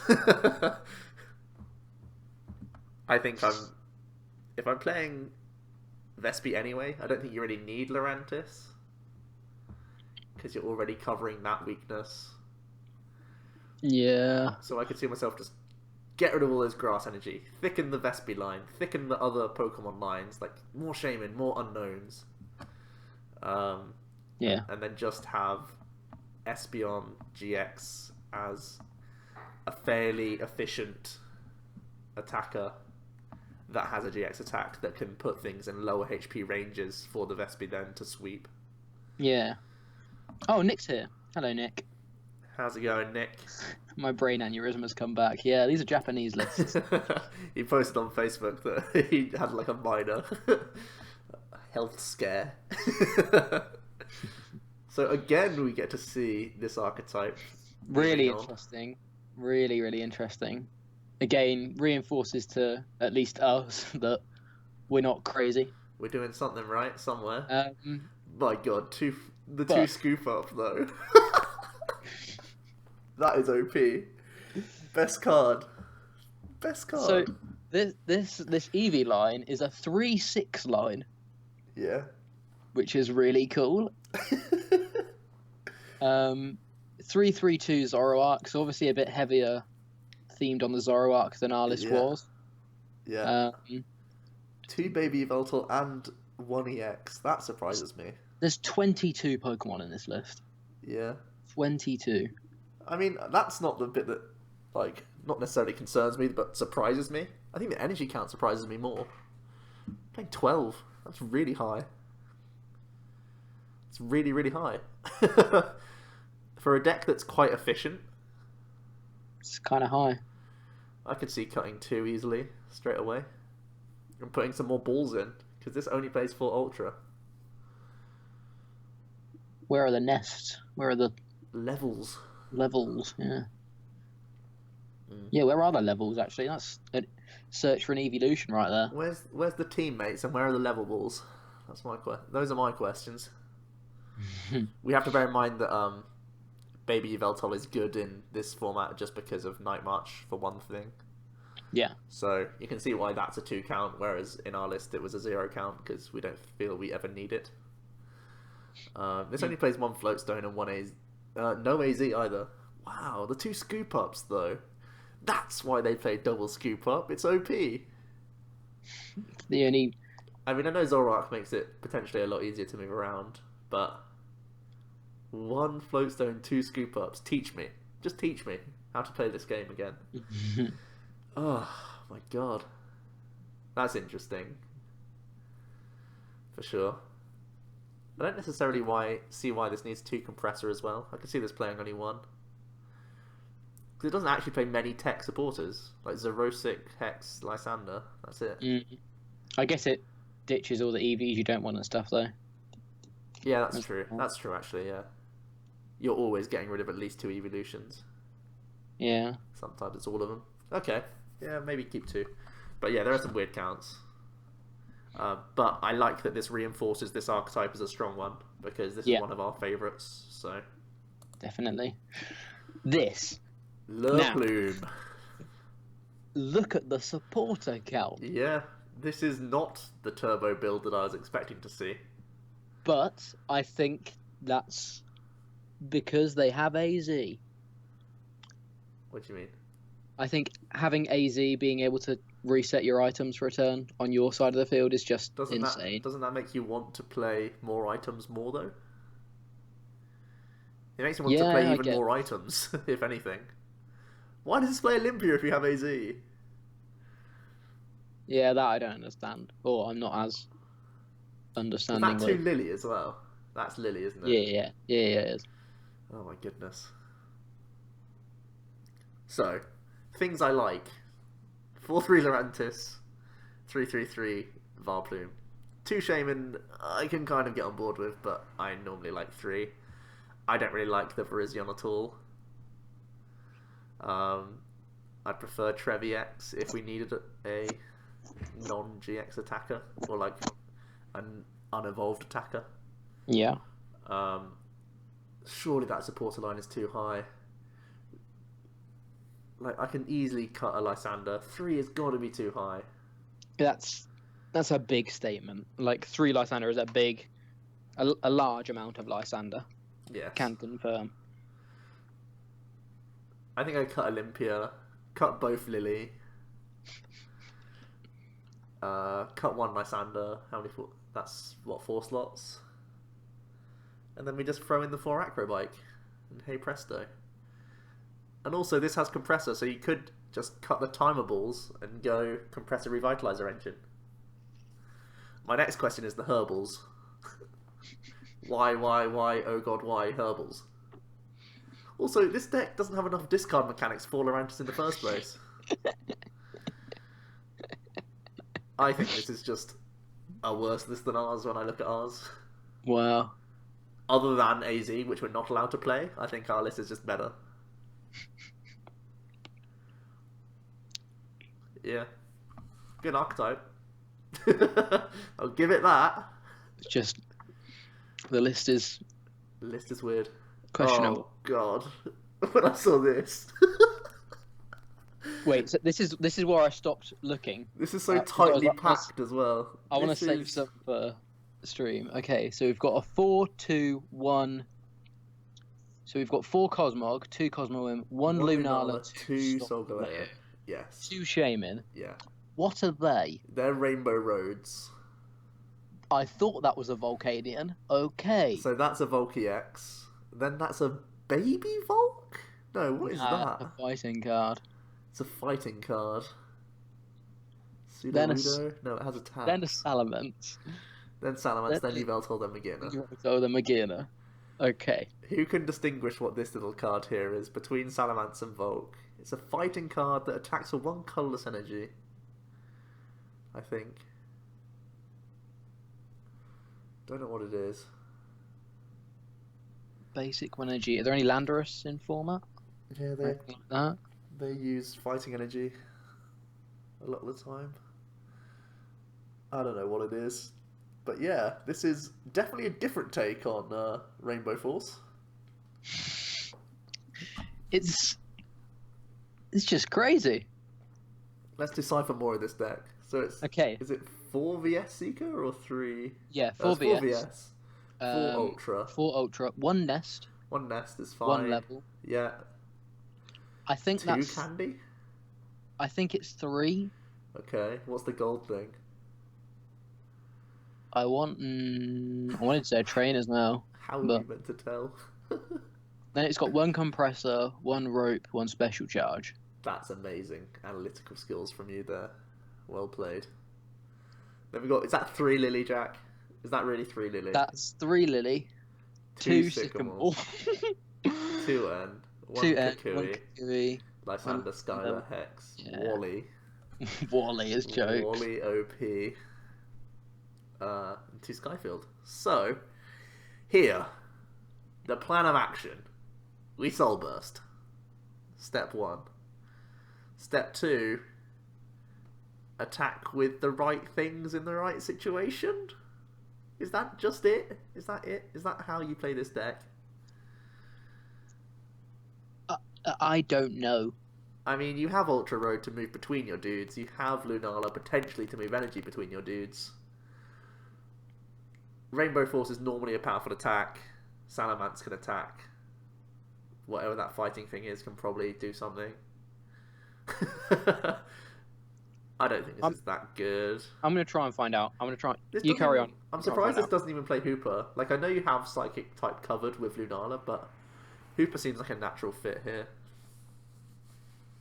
To actually give you good Soul Burst targets. God, that supporter line is triggering me so much. But yeah. Interesting. Obviously, Solgaleo himself can attack. That's why we're seeing some metal energy thrown in. I think it's just a testament to Solgaleo that people can make things work because of Soul Burst. I think we need to try Solgaleo more. Experiment with him even more than we have done. I think we need to just try things and see what happens. And go greedy like this. Just go full crazy. Greedy as you like, and just see if it works. Yeah. Interesting list. I think we can make a better one though. Even though this is like Greed Express, I think we need to simplify it down a little bit and cut the bloody lilies, or at least reduce the lily count. Okay. So go on. It looks like someone's found out it's the Meloetta. Wait, is it? Yeah, okay. It's Meloetta, I think. Okay. Maybe just a counter for Umbreon. I will double check that just because I'm gonna. I want to know exactly what this thing is. Fighting type. Good shout though. If it is Meloetta. I think that does attack for a single colourless, and then has a second attack for fighting DC. So that's an incredible shout. Whoever did that. Okay, let's move on to a 4-part picture of one list. This is Lucario, Carbink, Umbreon, Lycanroc. It's just Lucario box, right? Where it plays some crazy 1/1s. Wait, what? Lucario box? Yeah. Oh, I didn't see this. Look at that GX counter. It's a sort of card. That's amazing. Yeah, it's cool, right? I think that's how I want to have my thing. Do you? I want a little one. I want one of the little like acrylic ones, I think. I think I want one that I can just put in the deck box and like put it in a separate sleeve to the rest, like a separate coloured sleeve than the rest of my deck. Yeah. Flip it face up when I've used it, or flip it face down when I've used it, whichever way I decide. Or whichever way it's ruled or whatever.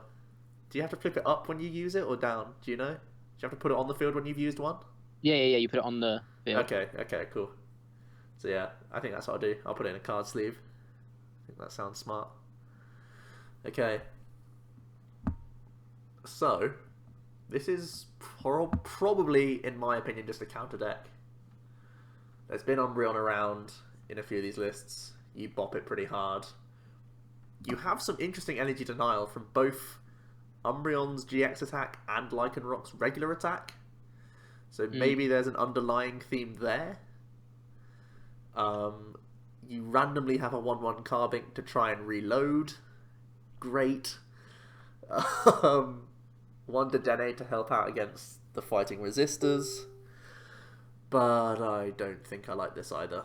I mean, it's 3 stage 1s and the rest. You know what I mean? It's got to be too clunky, hasn't it? Yeah. Can confirm it is a Meloetta. Oh, well done. Great news. It's got some interesting counts in here, though. Like, I can actually see it combating Toad fairly well. With the Carbink, with the 2 parallels. Maybe not the Decidueyes. Like, when Decidueye starts raining down on you, you start losing the game straight away. But, yeah, interesting. We've got another Decidueye Toad. Presented very nicely. I like this. Do I like this list? No, I don't really like it, because it could be playing Compressor Revitalizer. Instead it just plays Revitalizer Balls. But for level 4 Ultra, that's got to be fairly consistent, to be fair. You've got to find your Decidueyes pretty well on turn 1. Yeah. They're all sort of agreeing on the 4/4 split of energy, I don't know if I'm being too greedy by wanting to cut down one. I must admit, there was a list earlier on that I thought against Toad Decidueye, you only won that game if you actually attacked with Decidueye, and I can't remember what it was against. So maybe we do need to. I know that you attack in the mirror. You attack, and the mirror. You want to Hollow Hunt as well, because then you can like get back 3 DCE in the mirror. So you beat you beat energy disruption Toad builds that we've seen in the past. Yeah, you win the value game as well. Yeah, so I can see why grass is important, but with not many discard cards, only the Sycamores. Like in our current list, we're playing heavy Acrobike, and we're still only playing a 4/4 split. And I'm even debating going to 4/3. Spoiler alert. But I feel like you could get away with 4/3 just for a slot. Yeah. Oh. For like a single compressor or something. Nick wants to hop on into the Skype call so we can look at some lists with us. Let's get him in. Get him in here. I think he's we've got him somewhere. Oh, you did I've it. just added him. Yeah. So yeah, it seems. Hello. Hello. All right, mate. How's it going? Let me just quickly sort my settings out. So yeah, what are you thinking of these lists, Nick? I stand by my earlier assertion. They're pretty crazy. There's some stuff going on in these lists, Nick, and I don't know what to say about them. I don't know what bothers me more, the way they're laid out, or the actual contents of the list. I think it's about, roughly on equal footing. A lot of these lists are triggering it for so many reasons. How they're laid out, the cards they try and use. Like Lily is everywhere. Lily everywhere. What do you think? Have you tested much of Lily, or have you just sort of written it off from the offset? All I know about Lily is that my girlfriend wants to pull out one because she loves Lily's her wife apparently. But apart from that, I don't really have much opinion on what.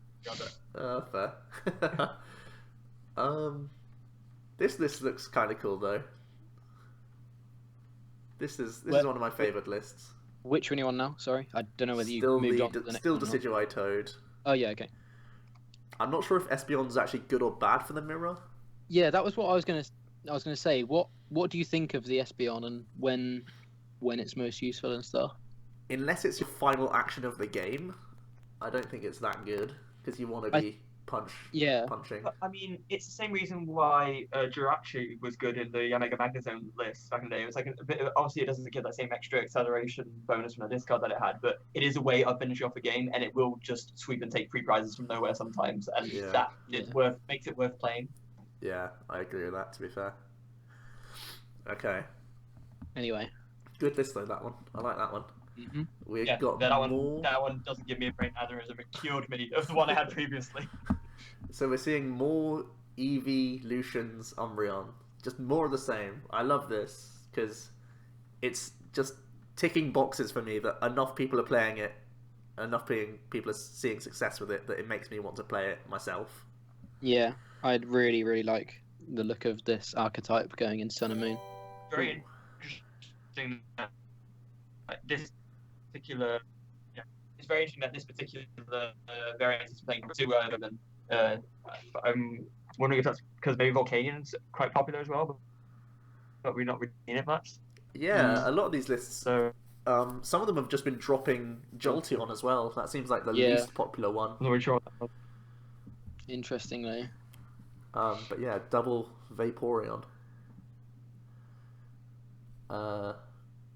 What else? It's playing the one lab, one parallel split, which is interesting. Again, it's playing 12 energy total. Maybe that's because it's playing the Yveltal EX support this time, where you can actually just afford to keep attaching every turn. Yeah. I think this is this is definitely the furthest off of the list that we initially profiled, because obviously there's no Zoroark and it's playing the EX. Yeah. But yeah, it's definitely interesting. A couple of people just tuning in.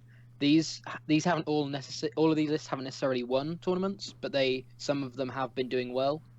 So yeah, it's just kind of an insight into the Japanese archetype or metagame at the moment. Hoping to maybe be able to take some of these lists into the standard format. Obviously, theirs is a bit more like expanded than ours. Yeah. But yeah, so none of these lists are from specific tournaments, or we don't know the exact tournaments that they're from, but they have been seeing success. Like some of these have won league cups and stuff. Mm-hmm.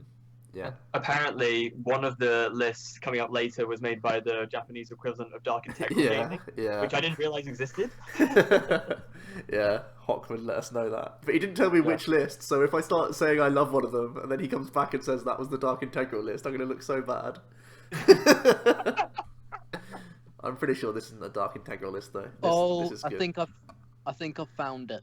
Okay, we'll carry on. Wait, We've got another Umbreon. This is, again, Zoroark EVs. This time I think it plays 2 Flareon and 1 Vaporeon. Yep. The energy count is much more something that I would expect, something I'm much more happy with. The supporter count as well I really enjoy, other than the fact that there's only 1 Lysander. I think the Japanese players are much more comfortable with 1 Lysander than what we are. Which is strange. It's I don't know. When it comes to Lysander, I feel like it's so important, and like prizing a one of is not as unlikely as you might perceive it to be originally. And like I wouldn't be. I think a lot of it maybe comes down to perception. I mean, there is the argument that by the time you're in the game where you need the Lysander, you should have taken out the prizes anyway. But it's just like, why would you even take the risk in the first place? Mm-hmm. Yeah. I think the biggest thing for me, I think the biggest thing for me is they're only playing 1 and no compressor. I wouldn't mind playing 1 if I played compressor, but because they're playing no compressor, that feels risky. Yeah, no compressor and not even town map. Like, it's already playing one-offs like Vaporeon. I think if you're going to go down the one-off route, just play town map. Yeah. But this list looks pretty clean. 2 Rod is interesting. Heavy recycle. The main thing I find interesting with Umbreon is how, even though it's like a 2 manual energy attachment to power up an attack deck, it's still good enough to be considered a top tier contender, because we haven't really had, like, pretty much every single deck or almost every single deck that's done well before that has been either 1 energy attachment or it's had acceleration. This is a deck where it's good enough despite needing 2 attachments to still be, good. Well, yeah, it still has the 1 attached Zoroark a lot of the time in the game. But also there's the fact that you can strafe turn 1 and sort of protect your 1 attachment as well. So I think it's that split, the split of those 2 things both at once, sort of mitigate the fact that you can only attach 1. But yeah, this is another cool archetype. We've seen so much of this sort of list. Ooh, Lycanroc, Garb, Raticate. Now, Lycanroc Garb has been a deck that I've been struggling with over the last couple of weeks. I've been really close to uploading one, and then I sort of retracted that and deleted the file and have gone back to the drawing board with it. So seeing it with heavy Raticate is interesting for me. I don't think it's necessarily the line I would go down. This is probably more of a Raticate style deck where you're trying to crunch as much as possible, combine that with the heavy Flare Grunt and the Skull Grunt, but in the meantime, you're actually powering up something meaningful in the background rather than just slapping down more Rattatas and more Raticates. This time, you've got a 2/2 Lycanroc. You're actually going for an end game here. You're crunching away the active the whole time, and if they start just powering up the bench, for example, you can go ahead and Lysander and GX attack and destroy their one thing that they're trying to build up, and then you can go back to Raticate. I'm actually a really big fan of Lycanroc. I think it's a little bit underrated in terms of what it does. I mean, it isn't very obviously powerful to begin with, but especially in this style of deck, I think it works very nicely. Yeah, I definitely agree. I really like Lycanroc too. I love it with Garb. I think actually with Garb, you don't have a bad Decidueye matchup because you can get away or like get rid of enough energy that they literally just sit there doing nothing a lot of the time. With Garb set up, crushing so many energies away, they do very little. The red cards are surprising for me. I'm surprised that we're not seeing physical crushing hammers. The 3 Lily upsets me deeply. That's nuts. 1 Winona I don't mind actually because it gets the whole gang out in terms of the rats, so that's kind of cool. Because you're playing compressor anyway, it makes sense for me. But yeah, 3 Lily just upsets my soul a little bit.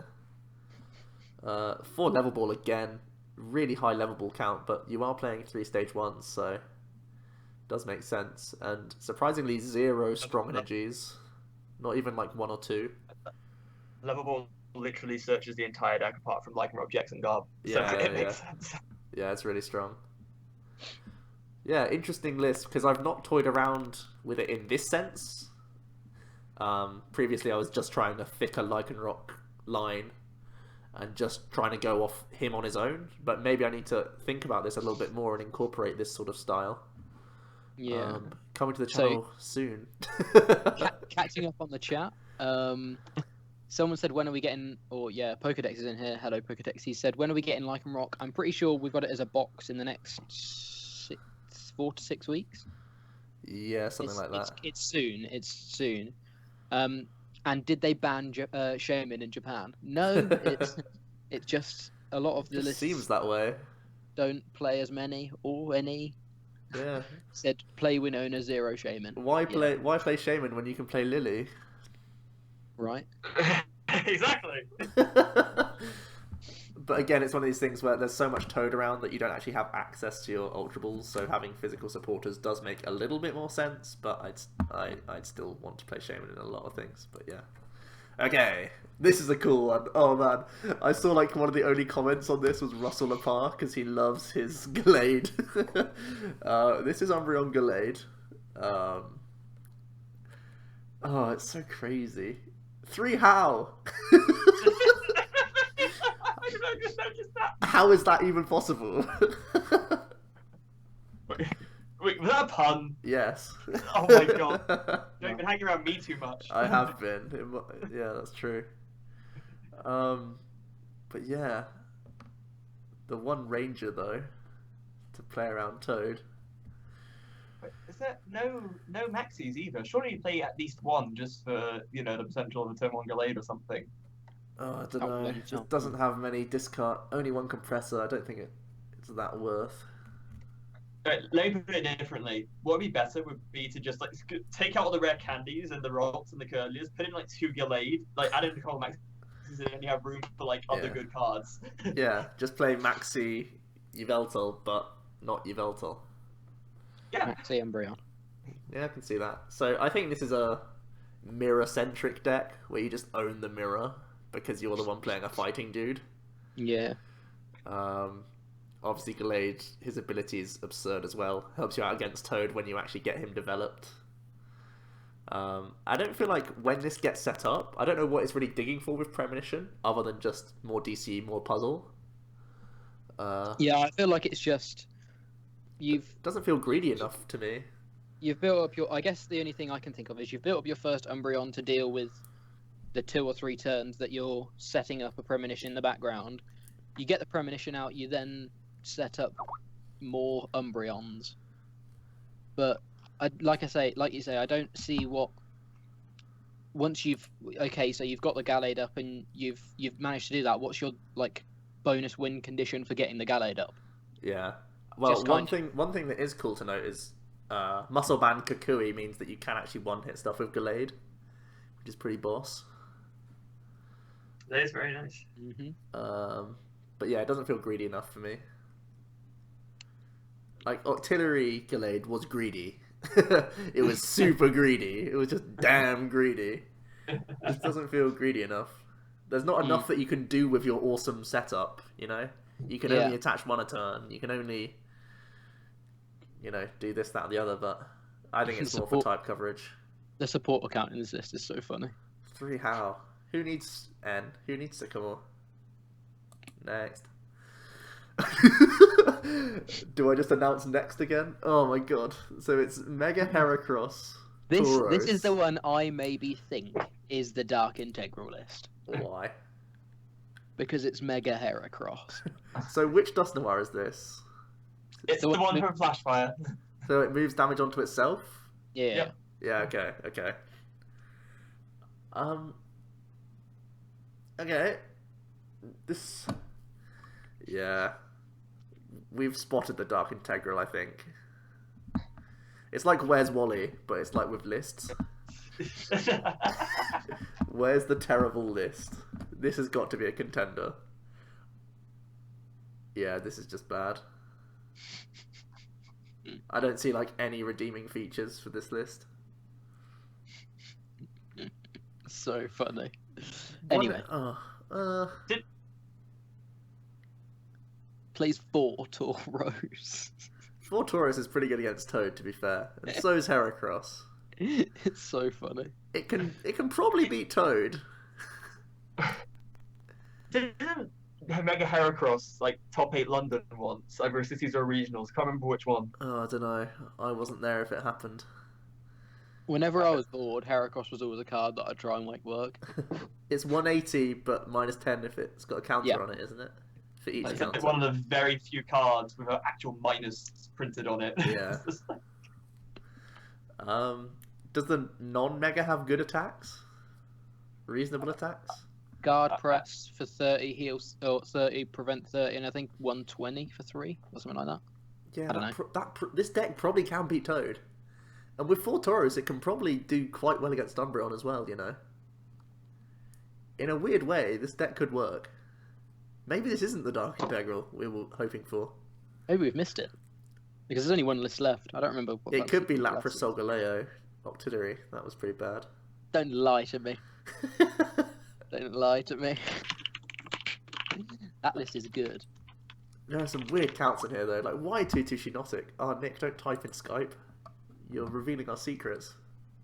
What? Oh, sorry. It goes onto my stream. oh, I didn't realise. Sorry, my bad. TCG Dudes has been revealed.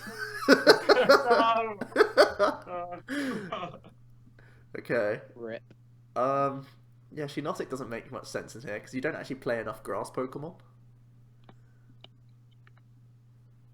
Because you only play 5 non-Shinotic grass Pokemon. Run out of things to search. I love that this was done on 14% battery as well. This guy was panicking. He didn't have enough time to write out the list, so he just like, quick, screenshot it! Yeah, I love that. It beats Toad, I'll give it that. Yeah, someone in the chat made a good point. Even Dark Integral doesn't like play a list with like a Mega with no Spirit Link. Well, there isn't a Spirit Link for Heracross, so... Exactly, that's the point. But, I mean, it's better to be a grass type without a Spirit Link, because you can just end your turn 1. Yeah, I feel like the grass is the only type that gets away with it. Yeah. Yeah, that is true, actually. 2 Mega Turbo, man. I mean, 2 Max Elixir, Elixir, 0 Mega yeah. Turbo. I don't even see what the Dusknoir's doing here. I understand Dusknoir, but the Shinotic surprises me a lot. I think we might be spending a bit too much time looking at this. I don't know. It's just because I'm confused. I want to learn.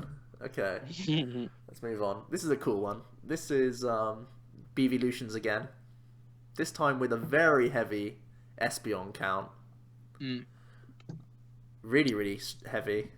6 energy, basics. 1 Tauros as well. A lot of these lists are playing Tauros without Ninja Boy, which is surprising. What do you think about that? I think that Yulin will be disappointed. Yeah, that's true. How many Pokemon are we looking at? 4, 8, 9, 10, 20, 26?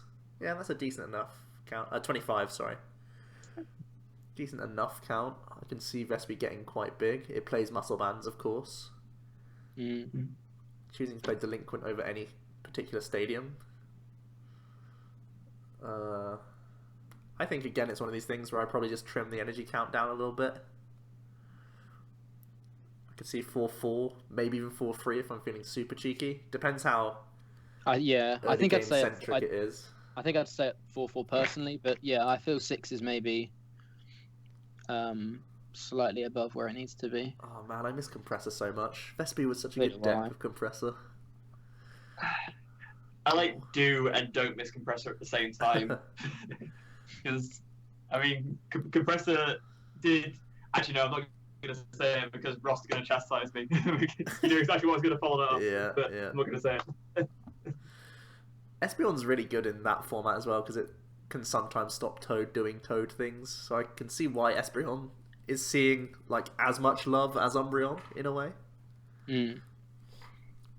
Oh no, Joe. Have you seen the other lists? Are we done with this one? Okay, so That's the last one. Yeah. I need to hop back Switch back. Yeah. and Oh find boy. this new stuff. Like, These are crazy. it's like an infomercial. But wait, there's more. But There wait, is. there's more. Yeah. There is a lot more. Actually, it's 5 more, but still. You've got it, Nick, haven't you, on your post? Oh, you legend. Okay. Yeah. A few more. Is it literally just 5 more? Yeah. Yeah. I believe so, yeah. Oh, well, one of them's Ho-Oh. Okay. Enter full screen. And we'll hop back real quick. Okay. So this is showing off the new Rayquaza, which is a really good card, in fairness. It is. It's a DC for They're gonna 30, take- I think. Is it 30 damage? Looks like it. And it attaches 2 from the discard pile, I think. Is that right? Sounds vaguely correct. I think I'm vaguely correct in that. But this list doesn't play DCE. So it's not 30 for a DCE.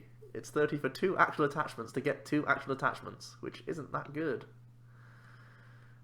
No, but at the same time, it's because you're wanting to play 4 different basic energy types for Ho-Oh. It's when you put the DCEs in as well. Yeah. It comes from a concept rather than a concept of execution, I think. 4 elixirs, 4 E-switch. That's such a high count of E-switch. 4. It's What's the base output of Ho-Oh? Is it 130? 130. 130, yeah, and then Okay. 30 to the bench. So Choice Band Kukui is a good number. Beyond that, I'm not too impressed. I like the mini engine that's going on, like the one-off Manaphy that you can just cheekily hooper out, move around your Yeah. dudes. Ho-Ho is annoying for a few archetypes, but I don't think it's annoying enough. Its weakness is water, right? Even though it's a colourless card. Yeah. So that's like a non-existent type, other than people playing Vaporeon in other things. Which I guess is actually bad enough for you to not want to play this deck. Yeah, I think Ho-Oh has always been too awkward to play. So, I don't think Rayquaza does enough for the archetype. This Okay, list. so this is New Age Aquabox, Yeah. compacted in a really annoying way with a Ludicolo GX counter. That's an awesome little GX counter, though. Look at that. Okay. So it's Aquabox now with 100% more Tauros, which is awesome. That's a really cool concept. Because it's what we want to do with Lapras, but it's still Toad, so it's still probably good. Still item locking too. Yeah. What are we looking at? Is that 3 male, 4 ultra? No, 4 of 4 each. male, 4 ultra, Yeah. 3 E-switch, 3 No, Max 4 Elixir. elixir. 4 Oh, elixir. sorry, yeah, 4 max elixir, 3 Fury Belt, 3 1 belt, Megaphone. 1 mega. Is that Megaphone? Looks like Yeah, Megaphone, yeah. Yeah, to be Well, fair, it's compacted, but at least it's like readable. Like we can Yeah. sort of make out where everything is. 4 VS, 4 Sycamore, 2 2 N, 2 Lysander, 1 Ninja Boy. I think that's a Kukui. Yeah, I think that's Kukui. And then that's Brock, right? Yeah. Yes. And then, And then 3. Rough Seas, 12 energy. Said by the dice. Thank you very much, dice. Oh, yeah. That's Surprised that there's no Hooper. Oh, there is a Hooper. It's just really Yeah, there is. tightly compacted. Yeah. Okay. cool. Yeah, there's I like this list. Ta-da! I don't see it beating Decidueye build. No, there's also no non-EXs. There's like Yeah. no Articuno or anything like that. Yeah. But I just like that Ninja Boy blows things up with Tauros. Like, our Lapras list didn't play Tauros, but now it does. Because just having that option is really, really, really, really good. But advance warning, just before we go on to the next list, this was the list I might have found like the most triggering of all of them. The next Just one. bear that in mind. Okay. Yeah. In terms of items and everything in this list, it's super clean. I can see it. It's simple enough. It's just Aquabox, really, isn't it? Yeah. Simple stuffs. Yeah. Okay. Kind of hard to argue with the counts, just consistent. Okay, what am I looking at? Oh god! You stop the problem. 2 Pumpkaboo That. over the Lampants. Like, why is Lampant better? What? That is bizarre. 2, 4, 6, he's 8, also 10, playing 12, no 14, D Valley. 16, 18. So it's your damage Okay. cap at a maximum is 180. That's if all your other Night Marches are in the discard pile. 10, 12, 14, 16, 18. So you can still get to 1-hit KOs once. Is that 3 Puzzle of Time? Yes. Only free compressor. 3 Puzzle of Time. Nick, would you ever have played 3 Puzzle of Time at Worlds? Was it a consideration? Can't really say it was. 3 Tauros. When do you think a Joltik is tanking a hit and making Tauros good? Goodness sake. Damn it, game. Mm. Let's just take Night March and make it not Night March and make it really, really bad. How's that for an idea? But only 2 Shaman, 4 Sycamore, 3 N, 2 Lysander. Like, no T. Oh So my many god. reasons why I don't like this. It's like the more you look at it, the worse it gets. Yeah, we have to move on. I thought Night March was done and dusted, but no. This is a cool one. This is one that, again, we've profiled on the channel. It's Yveltal Tauros Garb. And doesn't look too different from our list, to be honest. Simple stuff. How many energy are we looking at? 3, 6, 7, 8. So slightly lower. It is still playing the elixirs. 2 parallels. This just looks like a super standard list. Like, these could all be English cards, and I wouldn't be surprised to see this list. Yeah. And we can't There's say just that about a lot of the Japanese lists that we've seen today. No, definitely not. I think there is definitely a lot to like about this. It just, counts just seem consistent, just straightforward. Yeah, there's no Ninja Boys, I guess, is the only thing that may come as a little bit of a surprise. But as I think you mentioned already, Joe, it seems like a lot of them aren't using Ninja Boys. So maybe they feel like because people will expect to see it, the surprise element of it is kind of gone to the point where it's not worth doing anymore. I think it's just because there's so much Toad that Tauros just stands in the active and is annoying enough a lot of the time. Yeah. That doesn't make a lot of sense. Maybe then, because obviously for us we don't have Toad in standard at least, people will opt more for Ninja Boy, so you can attempt to get more value out of the attack. Yeah, I think so. It's weird that the only card that we can't play that they are playing is 1 Megaphone. Like, not Compressor, not AZ, not Zerosic, just 1 Megaphone. But yeah, this looks like a really good baseline. Definitely. Good stuff. Is that all of them? Oh One no, more. there's Mega Guardi. I really like Mega Guardian Expanded because you get D Valley. So you can play the stupid heavy max potion, 1 attach, let's go. So this is just simple and cool and good. It doesn't play Dragonite.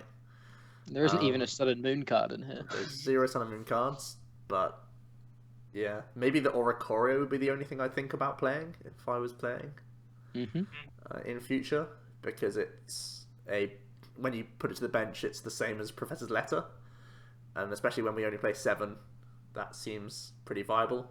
Especially if you play 1 Dragonite, then you can spam it as well. But otherwise, it looks very simple and good. 1 Rod, Ash, and Karen is probably too high. Because it's not a Skyfield build, so you don't expect to get big 1-hit KOs. It's more of a conservative heal and hit type thing. So I think you can get away with cutting at least the Sacred Ash. Maybe that's why it's not playing Dragonite, because there's no point in the sense of you're not trying to build up to a big board. You are just, like I said, trying to get the 2 shots whilst healing because you can attack for 1 energy. Yeah. Triggeringly enough, he's playing Giovanni over Kukui. Maybe this is just a pre-Sun and Moon list. It could easily be. Yeah, possibly. Because we don't think it changes much. Playing heavy Life Leap over Link Blast. Maybe again that's a testament to Toad that you can just because you're not finding your Spiritings and stuff. You just want something to do turn 1. But yeah, looks really simple. I think Guardi's still going to be good in our standard, and it seems to be really good in this format as well. I think that actually think that going forward, a build that focuses more on the split will probably end up being better, because obviously the Steam Siege Mega Guard was still very good, but it's only going to be the Primal Clash Mega Guard that's actually going to be able to reach one shots on GXs. My boy Nick, you know I'm ahead of the game. Exactly. My list is OP. I still think that going into the new format, my list can take on everything that isn't Rainbow Road and Ray. I think it can still contend with. It should have a good Umbreon. With 2 Hex, I think it has a manageable Decidueye, especially because you're playing healing, like Fairy Drops, double Hex anyway. I think you can handle Decidueye. Lurantis Plume is probably difficult, but if you can just Geomancy enough, then it can probably compete with like all the new things. And we know it can compete with the old stuff, so I think Mega Guardi split build will continue to be a good deck. Sweet. So is that everything? Are we there? We've done it. We've done it, boys. We can actually go back to a proper screen. And I can stop showing off my Facebook and all of that stuff. No one actually tried to message me, so well done, guys. Thanks. Thanks for not trolling. I really thought you would have taken more advantage of that. So, cheers. You've restored my faith in humanity. Nick, do you want to... You may as well stay around if you want, just to continue chatting. Yeah, sure. Sweet. Now that you're here. Yeah. Do you want to plug anything? When's your next video, Nick? Come on. When's our next video? Well, I did upload one last week, so I imagine probably at some point towards the end of the year. No, I actually did record a little bit from the Gillingham League Cup, but I didn't really get much of a chance to. I mean, it's a very small stall, so I was planning on doing like a mini vlog like I did for Leipzig, but there wasn't really much to talk about. And also, the store owner Ray didn't really want to because I figured filming him and asking him a few questions about his store, but he didn't really want to be in it so much. So, yeah, what I was thinking of doing instead was focusing a episode around Zygarde Galvantula and asking Luke to come in since he was the one who came up with the deck, but I haven't had a chance to ask him about that yet, but I thought that'd be something fun to do. Does Zygarde Galv remain decent in the new format? Unfortunately not, so it's more of like a retrospective sort of thing. Unless Turbo Dark ends up staying really popular, I think that, unfortunately, with... Too much grass. Too much grass. Having said that, obviously, it would have a good Umbreon matchup, so there's that, but... I guess the only other thing I was going for it against other matchups, maybe you can exploit the wing condition of sniping 2 Shamans, but I mean that's really the case if ended up going to play Shaman. So whilst it will still be potentially okay, I don't get a position as it might have been if more people had played it in the current format. Yeah, and also with grass stuff comes Volk, and Volk's one of the more 50-50s. Yeah. From what me and Luke have tested. So Definitely. Yeah, okay. Too Much Grass is the name of my autobiography. The name of Snoop Dogg's autobiography. Smoke weed every day. Oh, Nick, please. PC stream. PG stream. PC? PG is what I meant. You know what I meant? Yeah? No, this is on you, mate. It's not on me. I'm just following by example. He could play Pokemon.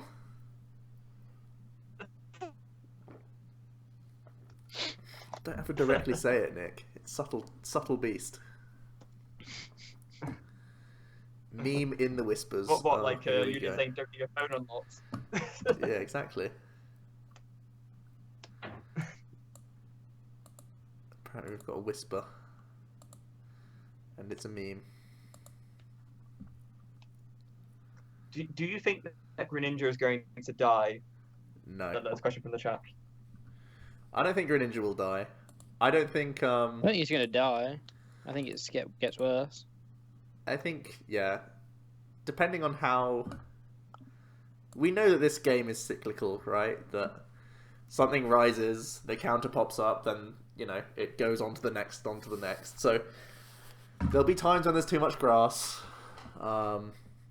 Decidueye and Lurantis not only are grass, but they pose other threats because they're item lock and they're extra sniping. So they're just not only type advantage, but also extra headache. But there could be a point when there's so much Volk that Greninja gets good, and if people are trying to pick up the Umbreon Zoro list, Greninja's a really good matchup there. So it gains bad and good matchups, just like most decks, to be honest. So, and if people are still playing, Turbo Dark or Yveltal, these aren't the easiest matchups, but they're ones that they've had to negotiate before. Greninja actually has fallen off the map just on the back of Turbo Dark alone, to be honest. So if Darkrai now incorporates Garbodor, which we assume that it will, rather than just playing Silent Lab, because of the things like Decidueye, that's way worse for Greninja. So it'll definitely reduce in play, but I don't think it dies. My honest feeling about it is that Greninja is definitely going to fall off a little bit, but I feel like as soon as Choice Band comes out, it's going to see more play again. That's what it really needs to keep up with the new GX HPs, but as soon as it has that, it becomes a contender again. Yeah, Completely. I would agree. Thanks so much for the follow, Benny, as well. Nice. Thank you very much. You feel like such a rebel. I put milk in before cereal. Oh, that's not rebellious. That's just waiting for an accident. It's like, why would you do that? Some men just want to watch the world burn. Evidently. Heyo, Swag Muffins. How's it going, mate? Hey. So, Nick, have you done much physical testing of Sun and Moon yet? Have you been to a pre-release or anything? No, I've not touched a single Sun and Moon card. Oh, has it just been theory? So, in theory, what are your favourites so far? I like Decidueye a lot, but I don't think it's positioned in the right place in standard right now to do the best. I think it needs something like Toad for it to really make a big impact, but there will be something that makes it good in standard in the future. Umbreon is just very obviously good, just from especially what we've seen already.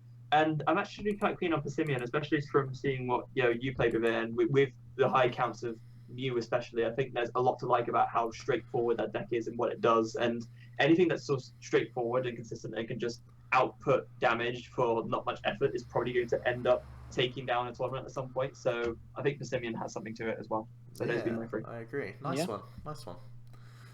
Good analysis. Tartarius as well has followed, so thank you very much for that. Can't forget you. I've prized to Persimmon again. What is going on? Oh, actually, I will add to that as well. Lurantis Plume is disgusting if it goes first and sets up, and I think that deck will be like the new most hated deck in the format. Yeah, I think it will be a hated deck. Pretty sure it's going to be hated.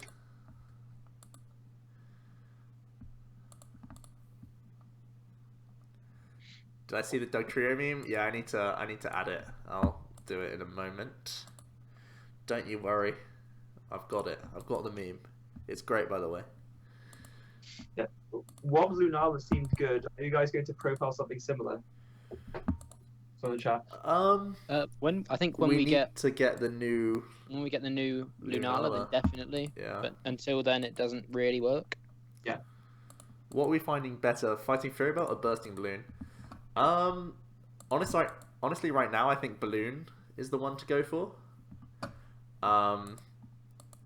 I think both of them sort of are just waiting for Choice Band in both regards. So, I think Choice Band becomes the one when we get it, and then we'll play 1 or 2 Kukui on top of that, because then you're doing really meaningful damage each turn, which is cool.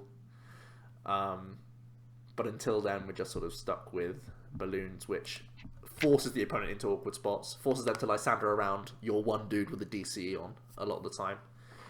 So that's really good. If not, they are going to take the 60s. So. Yeah. The thing I've always liked about Bursting Balloon as a card is that, like you just said, it forces your opponent to actually think and to make an awkward decision. It's like, do I want to take this damage, or can I actually play around this? If not, does it matter? And it's a lot more.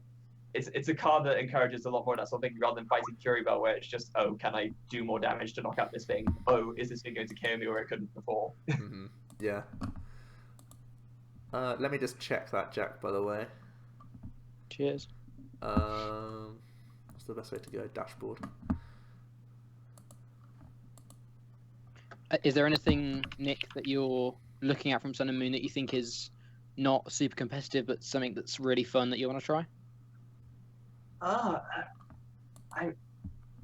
mean, I could say something Solgaleo based in standard, just because in standard it doesn't have a sort of a recovery engine like it would do with Bronzong, for example, like we saw in some of the Sun and Moon lists. But I don't think it's fair to call that something like not something fun, because I think that Yeah, I Solgaleo know. yeah, I know what you mean. Yeah. it's inherently very powerful. That's... I'm almost tempted to. No, I can't bring myself to say it. I was going to say Incineroar, but I just would like never hear the end of it. Hey now.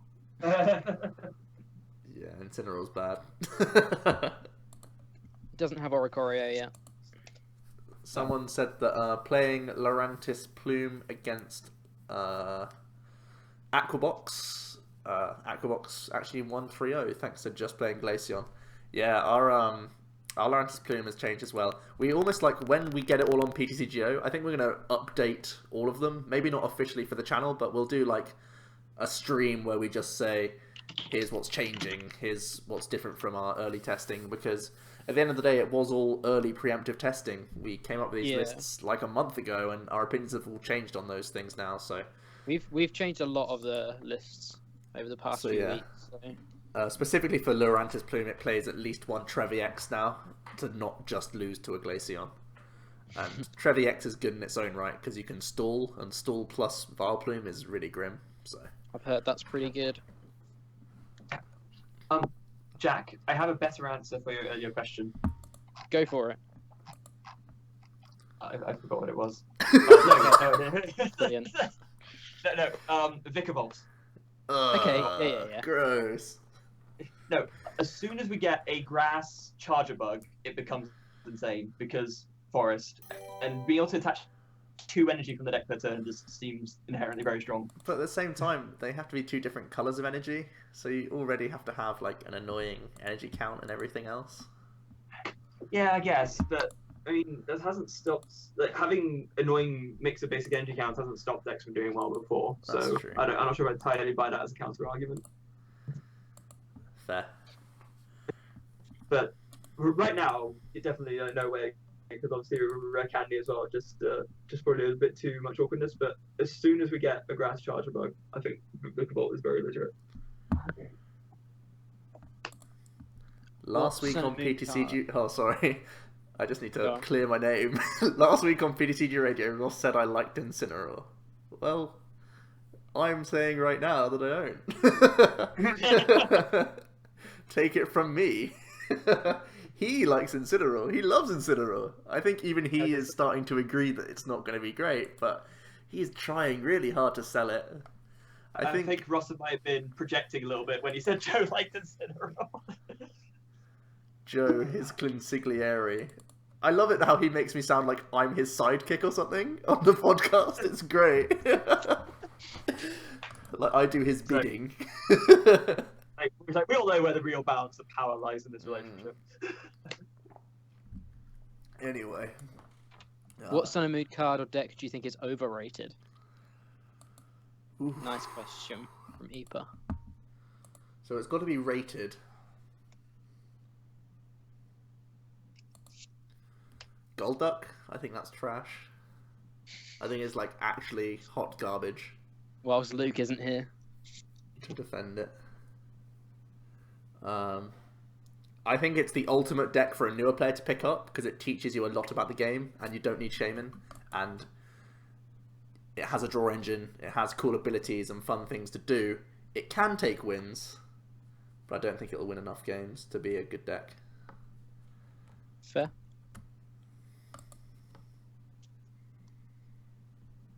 I've seen a lot more hype around. I don't even think it's that hype. I think it's just because it's the only thing we can play with Sun and Moon that I've seen more stuff about it.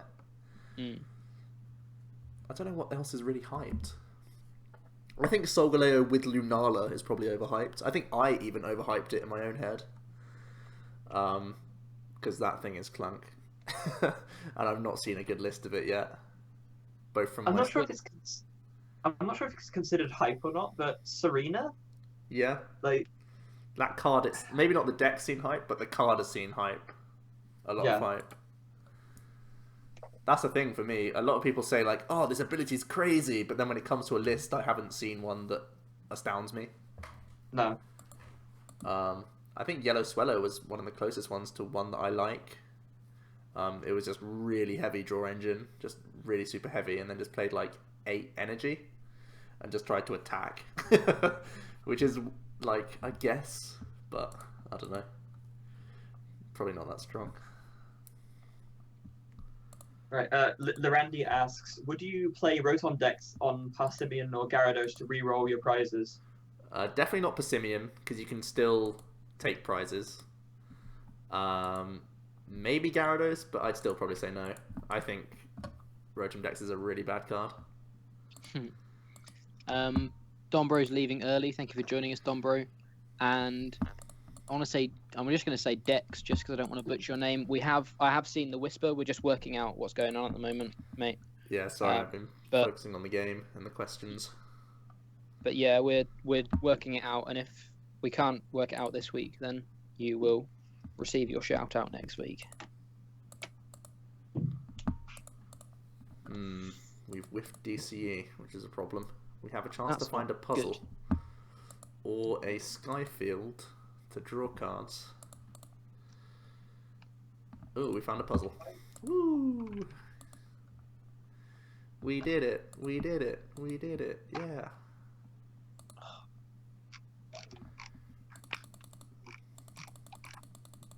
I think we just go DCE single puzzle, because then we can take teammates off the prizes. Sounds pretty smart to me. How many prizes are we going down to? 3? Okay, we just do this. I think that's the smartest thing to do. Then we can DC here. Free retreat. Play like a team. Team play. I've just realised something mildly upsetting. Go on. One of my free evolutions boxes that I totally acquired through legal means is the seal's the seal's starting to crack on the top. So like it's not worth so keeping. Like, well, no, they're all listed on eBay now anyway. But I've only just noticed that it's like that. Nick, so you scumbag! It's Wade as well. Joining us for the first time. Always watch the YouTube vids. Great work. Love from Canada. Thank you, Killer Knight. We love Canada. We're going there in March. What do you think is the best secondary attacker for Volk? Entei Non-EX is my favourite. It's one that I'm enjoying at the moment as well. But I've seen a lot of people liking... what's the other one? Flareon. Oh, I don't like Flareon EX at all. Don't think it offers enough. When you already play heavy floatstones and a ranger, I don't think it offers much at all. Tommy Mac 23, how's it going? Thank you for joining us.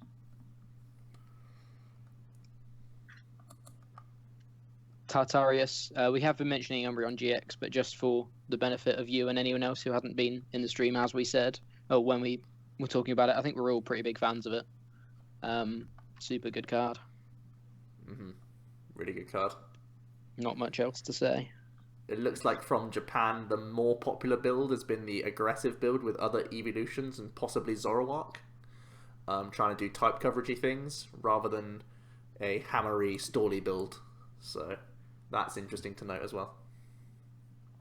But potentially that's because of Toad, meaning that every hammer does nothing in your list. So that's not to say that going into our standard that the hammer build can't achieve. So keep it all in mind, guys.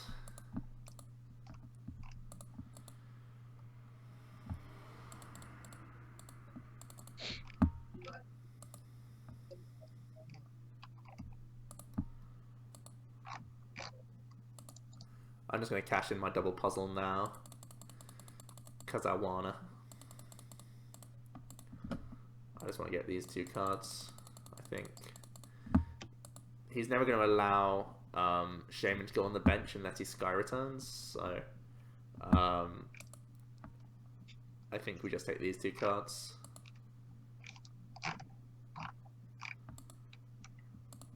we're ahead in the 1-to-1 trade, so that's all that matters right now. It's down to him to see if he can end us out of it, basically.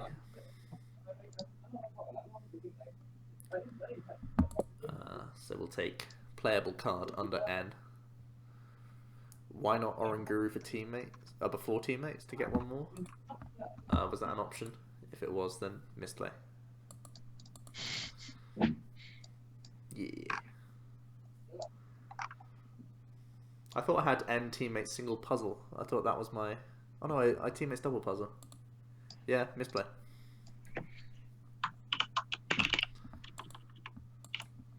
Oops. That was an error. Oh boy, Professor Kukui. That's not an N.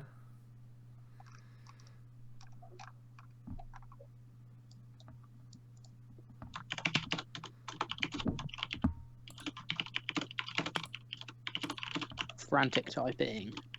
Apologies. I need to relay a message. Choice of mechanical keyboards. Oh my god, this reminds me of the you remember when we were talking about the G70, Joe, and then Phil came over and did the exact same thing, and he just burst out laughing. It was absolutely absurd. I've never seen anything like that before in my life. And then you saw it happen twice in a row. Twice in a row.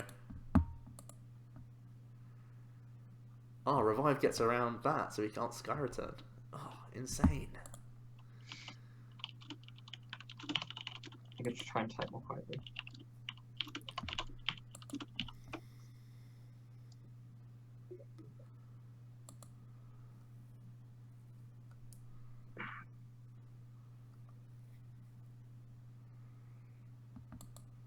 So, how did you end up, like, getting so many copies of the Fiend Decks to test the Sun and Moon stuff that's available? Do you just have a ton of tokens left over? Yeah, ton of tokens, and needed something to do for the next 2 streams, so this happened. Oh, there you go. I didn't realize that one of the decks came with Oranguru as well. That's pretty sick. Yeah. Oranguru is a boss. Is Horlucha a counter to Valplume in Vespiquen? I don't really think so. As long as they get a Floatstone down on the first turn, then no.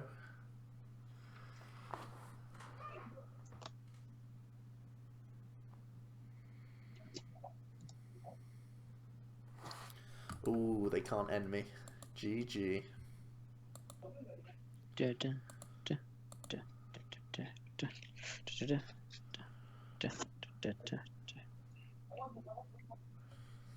This is a matchup where Balloon's useless, but Fury Belt isn't. Random thought stop me.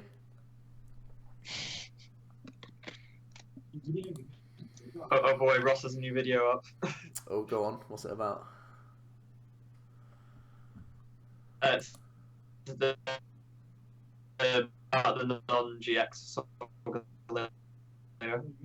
People new. What again? Sorry? The new non-GX Solgaleo. Oh, okay. Yeah.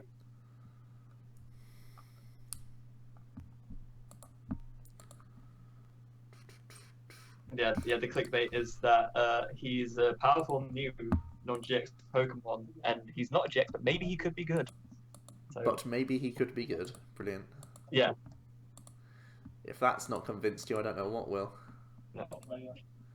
Well, team play just beat a Gyarados. Hooray for team play. You know when you say, or when people in general say, "Oh, a card could be good," I just think to myself, literally anything could be good if they just got rid of all the other things that are good instead. You know what I mean? It's just not a sentence that actually means anything. It's a statement that isn't anything. Yeah, I know. Yeah. Well, the new video is about how much I personally love Incineroar.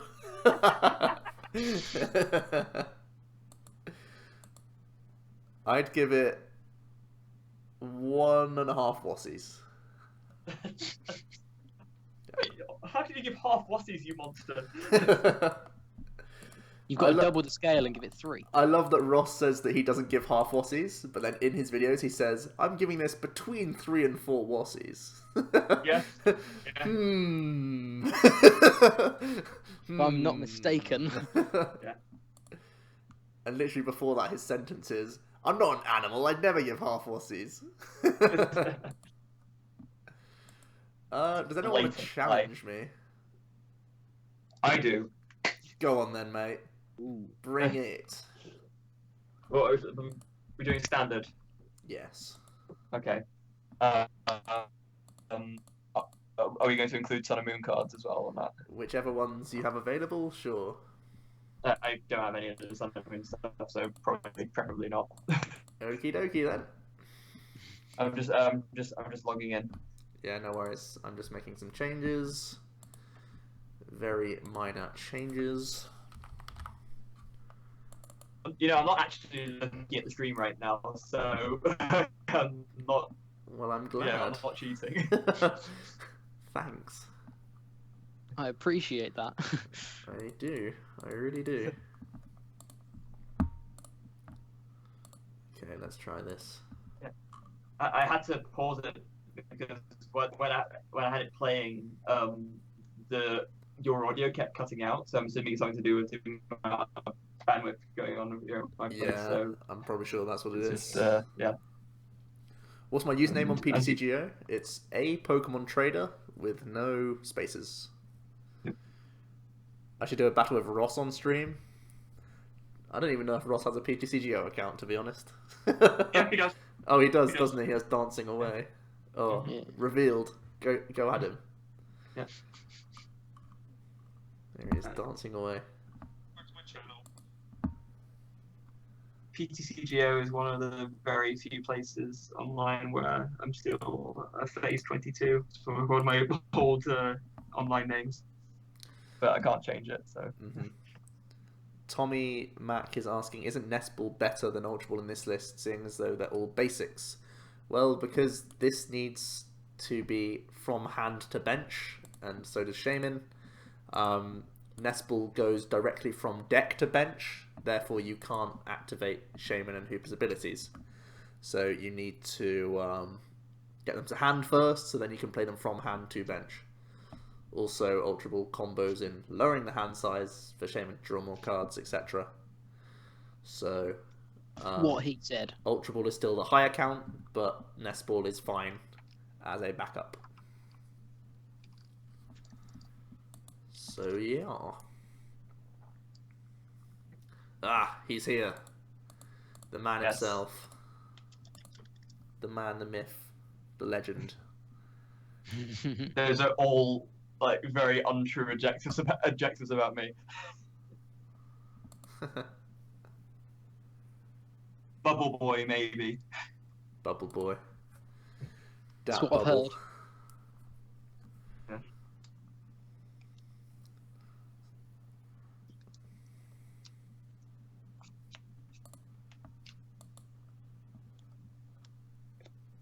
Very interesting to see what this is. Why no delinquent in this list? Because I like to be more aggressive.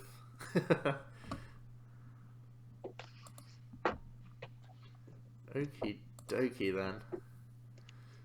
You can KO me on the first turn. If you Yeah, I can. Oh, I'm behind, so I have no idea what we're playing against at the moment. I'm tasting the rainbow. Ooh. Well, yeah, I'm against Rainbow Force at least. We can commit our attachment here, and we'll just do the big old... Oh, Nick is probably not playing Rainbow, he's actually probably playing Zygarde. Because it's Nick. Oh, Complexity's in here. Oh, hey, Hello, Complexity Card Gaming, how's it going? But which one is it? There's multiple of them. It's usually Benji. Mark, if Mark's ever in here, he's Mutz Plutz. So, usually... Could it not be Tamao or Mace? Could be, but it's just Benji's usually the one. The other guys have better things to do, but not Benji. He does nothing. Probably, he probably had so much free time because he's too busy winning a load of money from poker. Yeah. Exactly.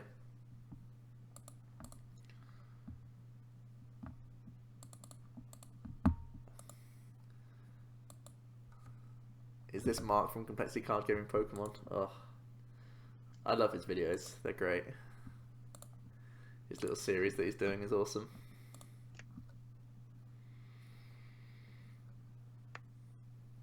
This is a pretty good first turn, Burn.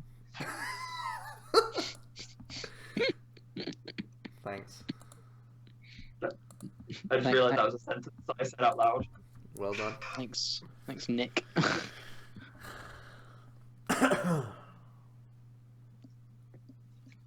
This is where you get to find out which one it is. Da-da. Zygarde. Yeah. Yeah, I thought you well. Alright, let's think about this logically and sensibly. No, don't do that. It's wrong. You're on an OmniPoke stream. No one does that. Clearly hasn't watched one of our streams before, Joe. You've not seen the streams. Yeah, clearly I'm not in the loop. If the catchphrase of your turn isn't Beedle, then you're doing it wrong. I'm actually not even gonna put up a picture of memes yet. Oh, let me Yeah, what's this Dugtrio one? let me get these whispers going. Dugtrio has 3 heads. I love No, the I just love the the name 3 of this one. The What's it name of called? this one is just called Bad Meme 2017. That's all you need to know. That's all you need to know. That's all the information you will ever need. Okay. We've set up a number of cards. I'm actually going to call it Bad Meme 2017 as well, just for swag points. No one will see it but me, but I know. Yeah, you know what? Let's go for that. That card seems good against you. Silent Lab does seem pretty good. No, that'll parallel because I could, parallel my Hooper and Shaman away and then make you do 20 less. But I just feel like Silent has more of an impact. It's. You're probably right. Am I going to the... I've just seen it. Oh, it's so good. Someone in the chat's dissing on Zygarde Garvantula. I know. Tell him how many points Zygarde Garvantula's given you this season. That'll change his opinion. 70, and it gave Luke 50. Yeah. It's really good. Take it off! Take it off! Alolan OmniPoke. Alone and OmniPoke, yeah. Jesus Christ. What have I done? I think the guy who makes the memes needs to get a more recent picture of me, because I don't have long hair anymore. But you're just Donald Trump now.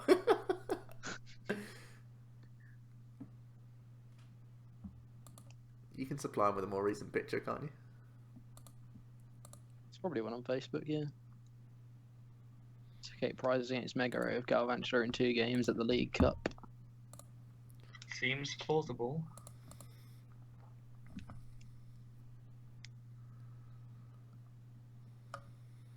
It's reasonable. Oh. More boxes are being opened. Oh, what's the verdict?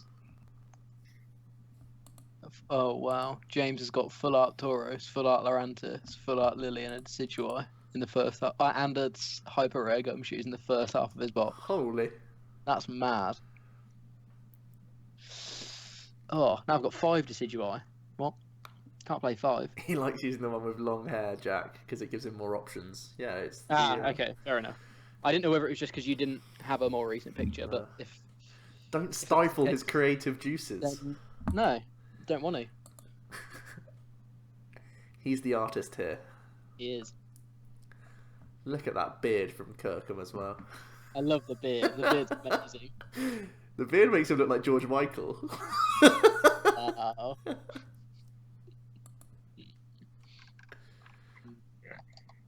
by the way, like Luke suggested, putting in one Skylar, it's genuinely one of the best best changes that was made to this list. Like, just being able to just have a turn where you only need one item, so just like a Fury Belt, for example, is just incredible. Yeah. Agreed.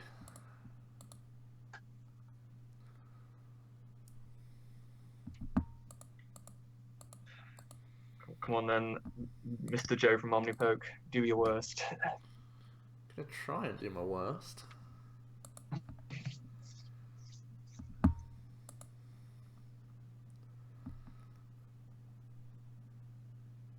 $130. Heal to 100. 130 again. Okay. Force Olympia / PCL, which isn't in the discard pile. 4-card hand. Let's go! Oh boy. Okay. Do I think that Lapras Solgaleo Primarina is the new meta? No. I can see it taking No, I can't even. Jack has lost to a Primarina deck though. Jack, do you want to explain? I have.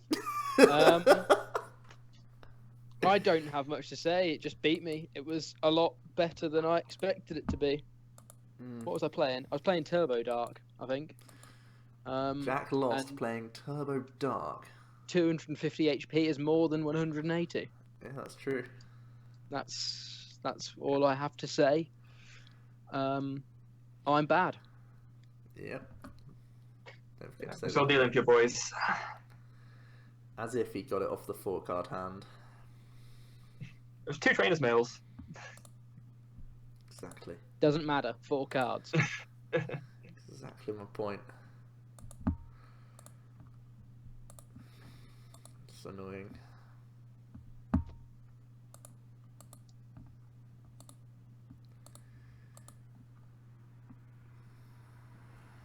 Wah. Japanese decks are so wonky. I don't even know. That as a description is so weird. Do we agree that Drampa GX looks like a strong card? Yes, I think it is a strong card. Not for its GX attack. Yeah, I was going to say, I like the attack, not the GX attack. I like its other 2 attacks, to be honest. I don't remember what the first attack is. The first attack is 30 for a colourless and discard a... Oh no, 20 for a colourless and discard a special. Oh, yeah, that's right. It's Righteous Edge, isn't it? Yeah, but I can't remember. colourless. Yeah. I can't remember whether it was Crunch or Righteous Edge.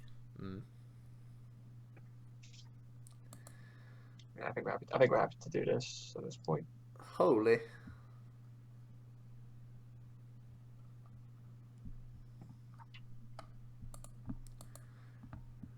Tries to play Lysander over N. Interesting.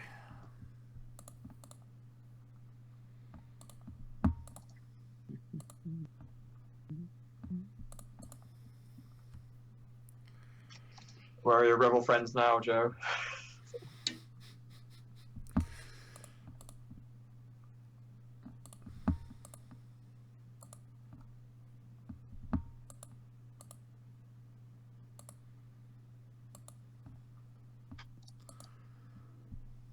Playing this game without stadiums has been a bit annoying, not gonna lie.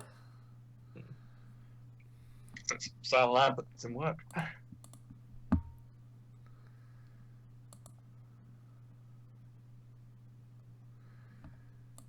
No, Elixir. No, Elixir. Do I think Sylveon GX will be a good card? Yes, I do. I think it's a very, very, very good card. Its first attack is good, its second attack is reasonable. Bear in mind, of course, we can still play Sylveon evolutions. So 110 becomes 220 in a lot of situations. And its GX attack is so dirty. That Sylveon is a very, very good card. Pick 2 things up.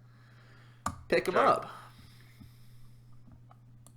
Are you ready for the 6th play? Don't know. Haven't seen what it is yet. Is it triple Multiple elixir? fighting energy away. Just super rock And then in to double back in elixir. to increase the chance. say. I want to...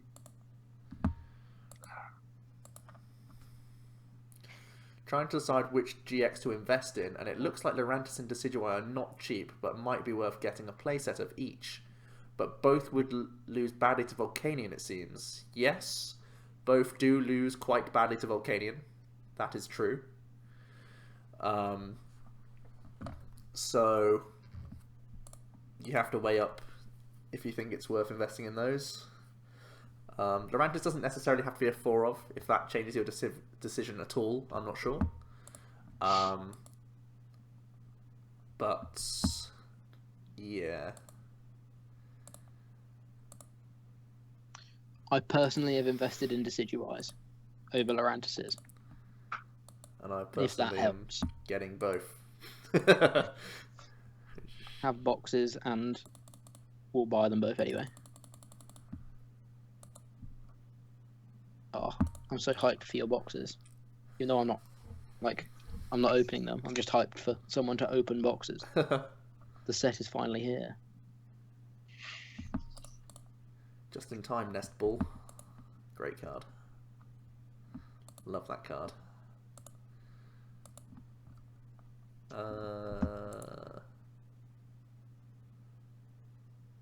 If I do this... Oh, I can't Sycamore anyway. Okay.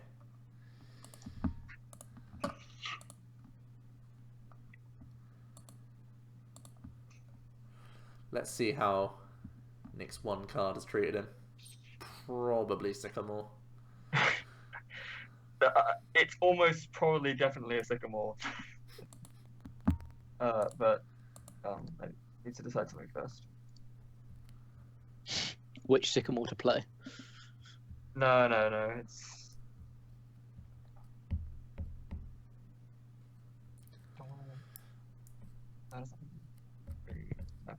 If Umbreon GX is cheaper, that might even be the best. It actually was a Sycamore as well. Damn it, Nick. I'm sorry. What do you want to do? Just like not draw cards. What is N to 1 to you? Honestly, I've never seen you not have a Sycamore off of it. You've not seen me play enough games, mate. Honestly, like, you're working from a biased sample size. Believe me, over the course of many games, It's 100% against me. Well then, maybe that's just how our in-game relationship works. I don't even know, but I can assure you it does not happen all the time like that. Fair enough, if you say so.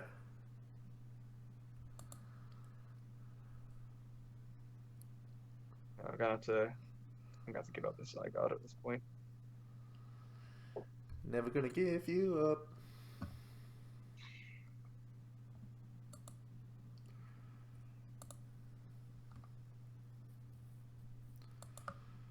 Scumbag Nick is at it again. It's Nick. It's Scumbag Nick. Indeed.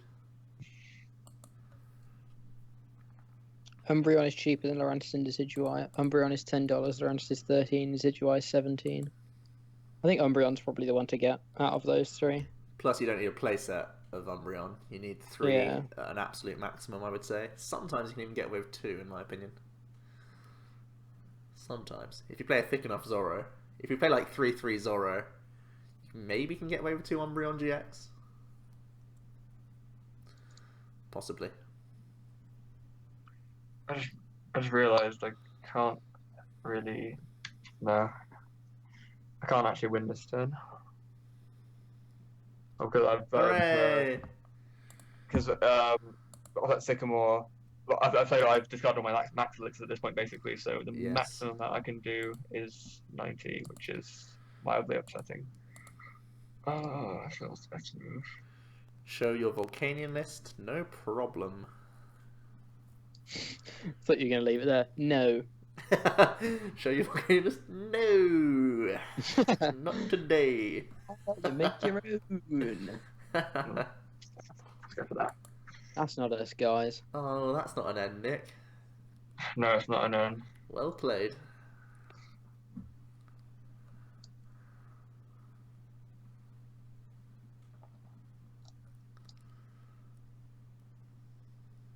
Wait, hold on. Do you have the win in hand?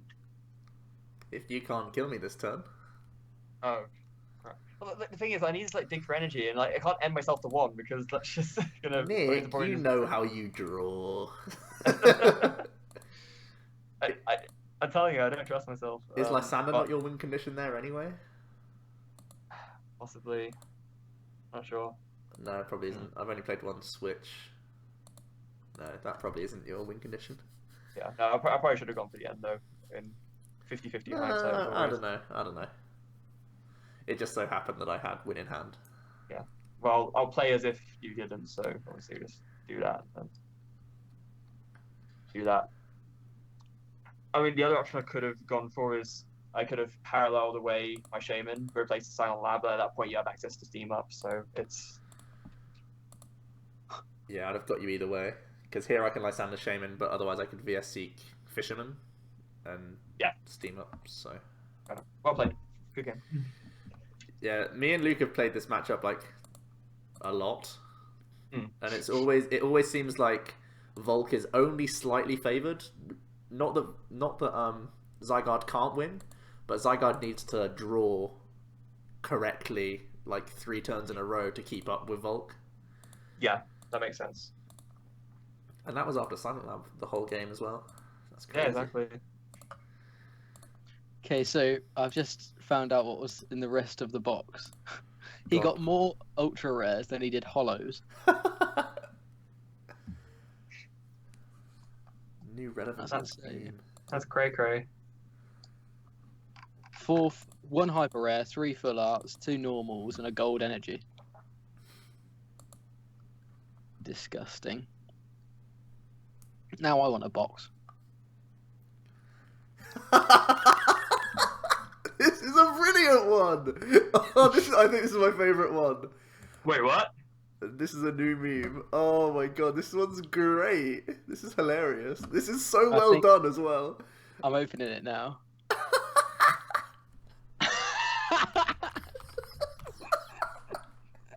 So good. Oh my god. This is like a permanent fixture in... Oh. This is such a good one. I love this one. Oh my god. Bad meme can go in the sidelines. This is great. Wait, hold on. What am I meant to be looking at? It's Go back to the. It's on our whispers, but if you check the stream, I'll put it up. Okay. I love the way his response was. new relevant meme. So perfect. So good. perfect. My face with that body is so well done. Oh my god. Professional memer. That is so funny. That is 10 out of 10. That's gonna be my face when I pull Incineroars, like, wow.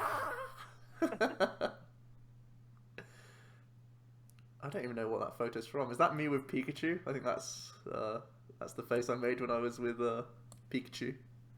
Possibly. Oh no, that is just too perfect. That is brilliant. Oh my days. Genius. That is so funny. Okay. I don't even want to make it smaller, that's the problem. It's too perfect. Get rid of the webcam. Cheers, Jack. Think I need another nest ball? Where's the cut, J-Monk? I'm already playing 3 VS Seekers. By the way, Joe, I'm not sure if like you probably already have it because you tested the list with Luke, but in case you don't, that's the list I use in the game against you. Okay. So Luke. Yeah. I'll have a I think it's pretty much the same, but I did talk with Luke a lot as well, so. Yeah, that looks the same. I think we considered just 2 Galvantula 1 level, but I don't know if he ever pulled the trigger on it. He did, and then after discussing it, we switched it back, because basically, if you do 2 Galv 1 level, it can be hard to stream Galvantula. Say if like you need 2 in the course of the game to really pull it off, and you end up discarding 1 of the Sycamore, then it forces you to dig the Super Rod, and that was one of the reasons why I lost against Alex. I needed to stream Galvantulas, and to do that I had to dig with Shaman, and there was a Magna base out. So at that point the Shaman had 90 on it, and therefore he could Lysando only benching one magic card to do 90 with all retaliation. Rip. Okay. Yeah. Basically, playing 3/3 puts a lot less pressure on Super Rod. Oh wow, I can't believe this is... I made errors with this list. This should be ropes. Because I'm not playing catches anymore. I quickly made changes because I did have catches in here.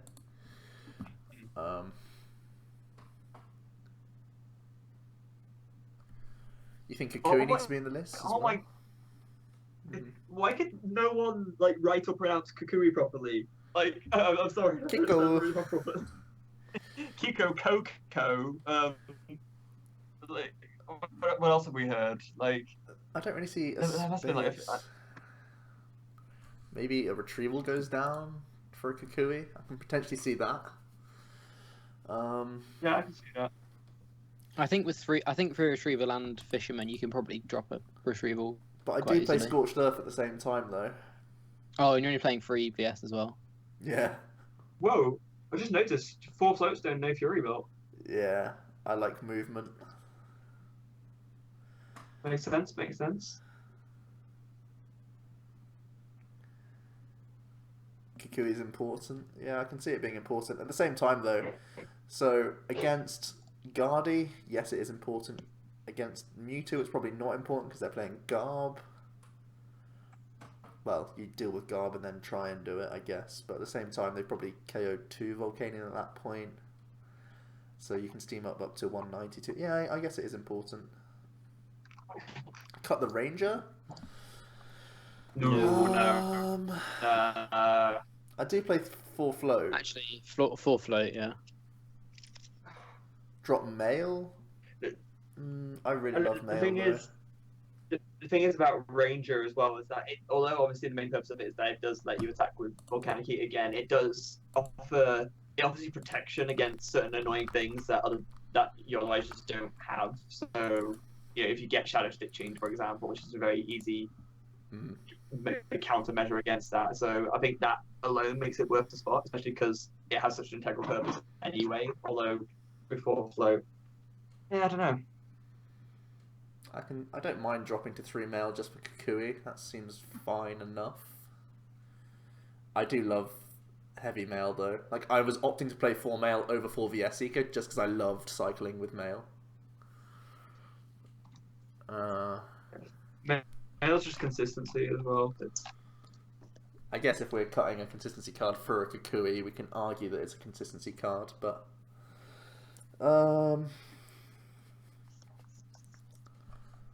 gotta go. See you later, Heavy Tortoise. Thanks. Thanks for joining us. One thing I do want to check out is actually Mewtwo post Sun and Moon. That's what I want to build. Yeah, that Rayquaza as well. I think is a good one to go for Sun and Moon. Agreed. I think I have a list built up, but I don't think Mega Ray doesn't gain anything, does it? It just does its same old things. It gains Oranguru, actually. Oh yeah, cool. Only plays 1, right? Yeah, I think so. What's are you playing Jolteon or are you playing Metal or what? Right now I'm playing Metal just because I think out of all the engines going into the next format, that's the one that will be the most effective. There seems to be a lot less basics. I don't know if that's entirely fair to say. I mean, Jolteon's obviously really good because of the free retreat, so there is that. But beginner promo is good against Rainbow Road. Just beginner EX is good against quite a few different things. Yeah. I don't think I'm 100% sure either way, but that's just what I have in mind right now, I guess.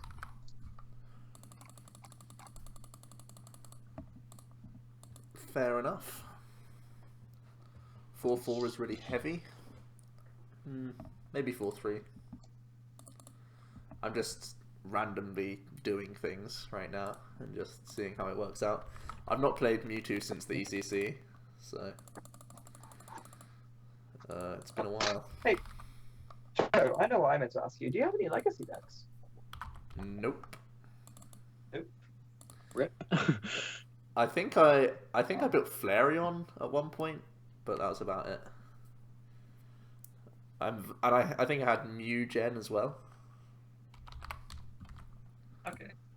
Yeah, I love going into the legacy tournaments on BCGO and just playing Virgin with Celebi. Just it's like pretty much most of the time, like with a few exceptions, it's just gift wins basically. The deck is ridiculous. Mm-hmm. You just attach a Celebi Prime, so go off.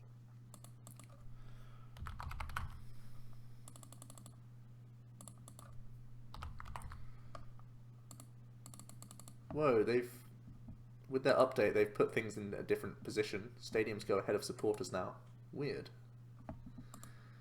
That is going to ruin my videos forever. Great. Is it? No. Wait, what?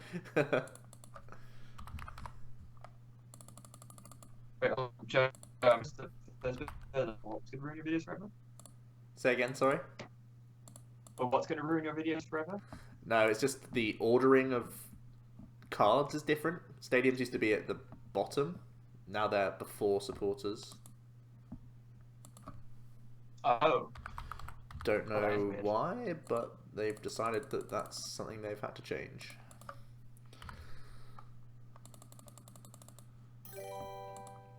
They decided to change things like that instead of actually fixing the game. Thanks for the follow. Let me check who you are.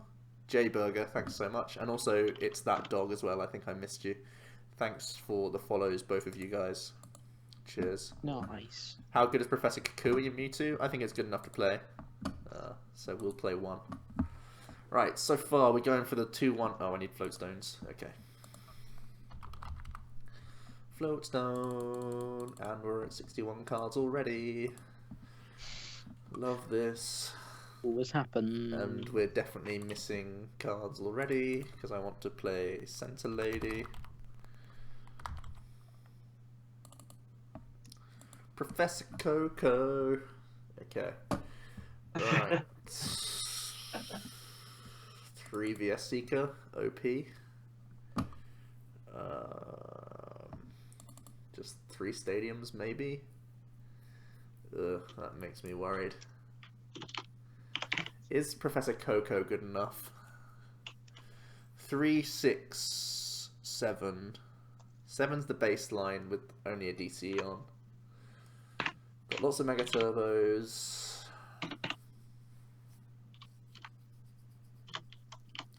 Maybe Professor Coco is the weak link here. I'm just doing it to trigger myself now. Cut a Mewtwo? Oh, I don't think I'd cut a Mewtwo. This deck has too many bad starters to cut a Mewtwo, I think. I know that Luke at the weekend played 3, 3, and 3 Link, and he hated it. So, if I'm cutting Coco, what am I adding in? I'm just going back to 4th male.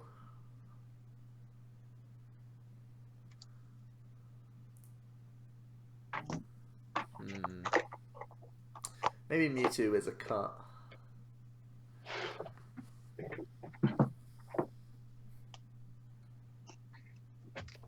Yeah, okay, let's try 3-3. Let's just go 4 male. See how that goes. Cutting a Trubbish? No, I don't think I like cutting Trubbish. 1-1 is too cheeky. Kukui is currently our floating slot to see if he's worth it. What are you trying to fit in? Not necessarily anything, I'm just justifying Kukui. Okay. I'd like to go back to 4 Mewtwo rather than 3. I'd also like 4 Stadium total in here. But we'll see how this goes. If I can get 1 Oranguru, I can test this Mega Ray list against you. Ugh. I don't know. Gross. Okay, for sure. Yeah. What card do you need? Kukui. Yeah. No, just one Oranguru. Oranguru. But wait, if you buy the cards from the, or if you get the cards from the theme decks, are they tradable or not? No. Ah. I think if you physically buy the theme deck, it's tradable. I think, but I'm not sure. Yes. Yeah, I'd imagine that would be the case. Yeah. But I don't think anyone's really done that. The trades. What do people want for Oranger? Look at Mega Ray myself.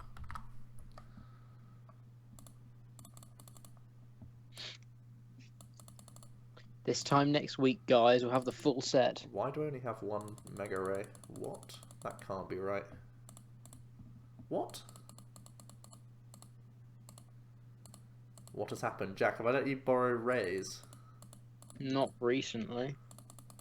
Who would Yeah, one. I've definitely had a playset for a while. I can trade you mine anyway, but... Who have I traded? Maybe it was Alex? You know when we did that Team Cake? Oh no, he played Aquabox. Who have I traded these? I need to check my trade history. Damn! This is going to be a while ago. Because I've not needed to play Ray in ages, but... I think I've got them, actually. You think you've got them? Yeah. Back in... I traded a load of Steam Siege packs for them. Why did I give you Steam Siege packs? Oh, I know why. Because we... I know why. Yeah. We know yeah, why. Yeah. Right. Okay, there's someone who wants 2 Roaring Skies packs for 1 Oranguru. Oh, Guystorm TCG, thanks so much for the follow. It's been a while since we've chatted to you guys. You guys are still rocking it. We still follow you regularly. Thanks for the follow. That's awesome. Can you create a trade, Jack, so I can get my Yeah, I'm doing it now. my boys back?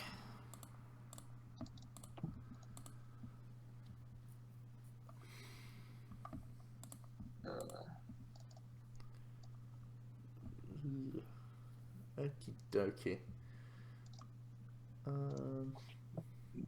Do I really want to trade 2 Roaring Skies packs for an Oranguru? This is I the don't real. think I do. This is the real deck, guys, that you need to keep in mind for when Choice Band comes out. I'm building this. I'm doing it. I'm doing it. Balloons go. Eco Arm goes. We play 3 Choice Band, and we go. We go with this. Just let it happen. It'll work. My God. Think how many... So there's Decidueye and Lurantis. As long as you lead Talonflame, you should beat Lurantis. And Decidueye should be easy enough? Question mark. Probably 2 Hex needed for that matchup. But as soon as you get into the break, you should destroy Decidueye. Which Ray pieces do you need? I think it was a 2 Megas, 1 Baby. I think that's what I traded you.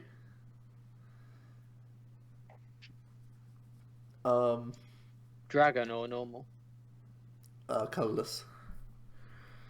So yeah, I'm building this. When Choice Band comes out, be ready, because memes are coming. They are coming quick. Because I actually think... Stop. Go on. I say can't stop the meme train. Exactly. I can see it already. That little Incineroar face that you can see in the left corner, that's going to be on a Talonflame. So yeah, I want to build that for Sun and Moon format. Because I think that could be good. It should be awkward for like Yveltal and Darkrai, because 170 HP on a non-EX is really, really lame to deal with. So those are good matchups.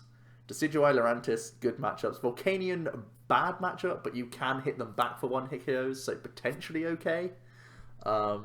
Probably a bad matchup though. But Choice Band makes Talonflame so good. So good. It's going to be juicy. Watch this space. I'm going to make it happen. Alright, let's... have you found your Oranguru, Nick? Yeah, I've had to give up 2 packs of Roaring Skies for it, but whatever. Are you ready to go whenever? Yeah, I am.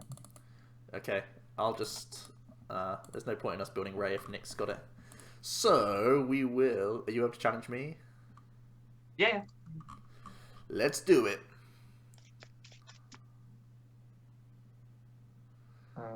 I was going to comment on the quality of the deck, but you've been playing Max's Ground on Talonflame, so you can't really say anything. Yep, you can't even slag it off. Do you not think Quad Talonflame sounds decent in the new format? I think it can win a lot of games, to be honest. With Choice Band. Doing 70 for 1 energy and searching 2 cards out of the deck is so good. And then you got the backup big beast attack. Oh, sounds good to me. Probably still bad. Just saying. I'm actually I'm beating Greninja with that list, by the way. I don't think I've played Mega Ray since I think before Worlds 2015. It's been a long time. I've never played Ray in a tournament, I don't think.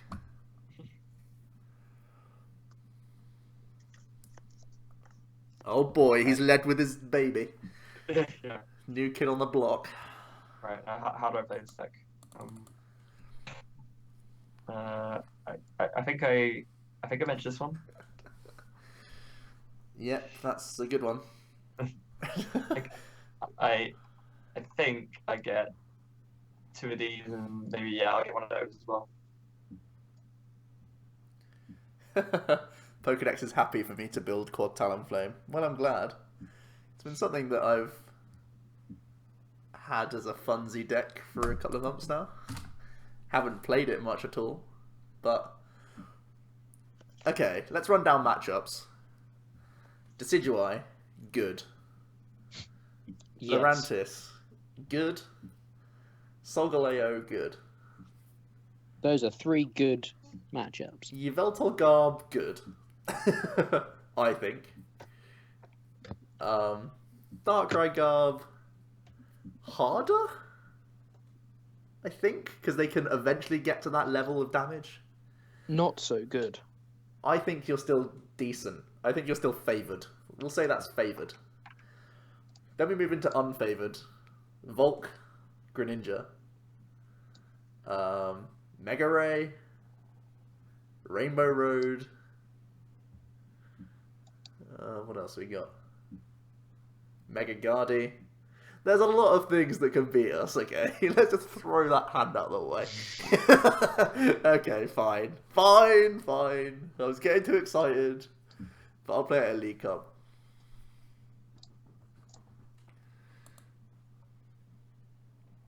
It can beat Umbreon as well.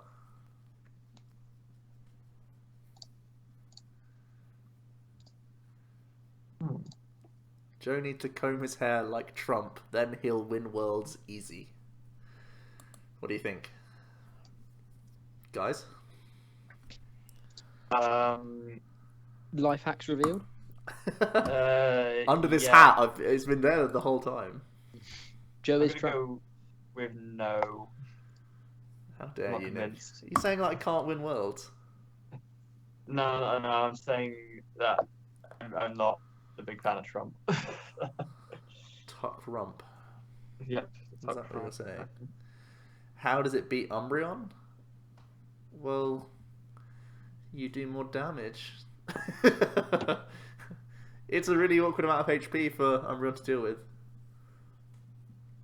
You probably have to use the break to KO their Jolteons, though. That's probably the only time it gets hard. Chief X Chiefy, thanks so much for following. I can definitely see it being Umbreon, though. 90-30 is not good against the HP that... They GX you and you never attack again? What do you mean? Talonflame attacks with 1 energy.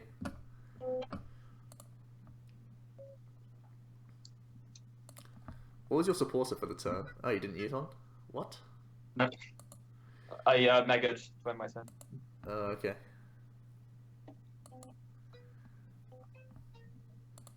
Umbreon hits for weakness? Yeah, I mentioned that you have to deal with the Jolteon first. But once you do that, it's chill. Yeah, Joe, I didn't want to overextend turn 1 because, I mean, I don't want to just get completely blown out by, I don't know, something. Something dark side.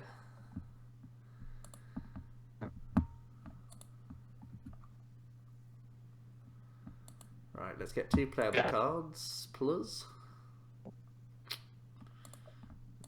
very playable cards. Yeah, see now I've not lost a single Pokemon from that, counting the Scorched Earth. So.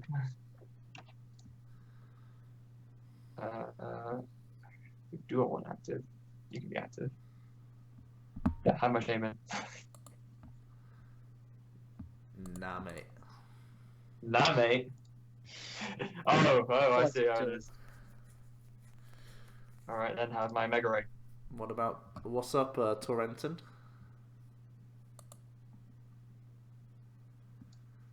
You trust me so much that you're training for Talonflame breaks as we speak. Oh my god. What have I done? What you haven't seen is me go ahead and buy out the whole market of Talonflame breaks. And I'm price locking them at a solid 6-packs each. Pokedex has just traded Shamans for them. Alright, let's go on to eBay. Talonflame break is £10 on eBay. Like, I'm not even joking. Exactly. That's a bargain. Exactly. Absolute bargain. Okay, in fairness, there are listings for it for less as well, but still. No, there aren't. What the hell? No, there aren't. Don't tell them these things. Talonflame break is Shauna 2.0? I guess so. I guess so.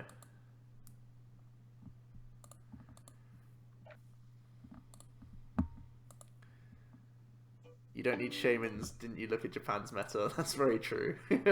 It seems like no one can afford a Shaman in all of Japan. That's what we've established. This is a better Also, number.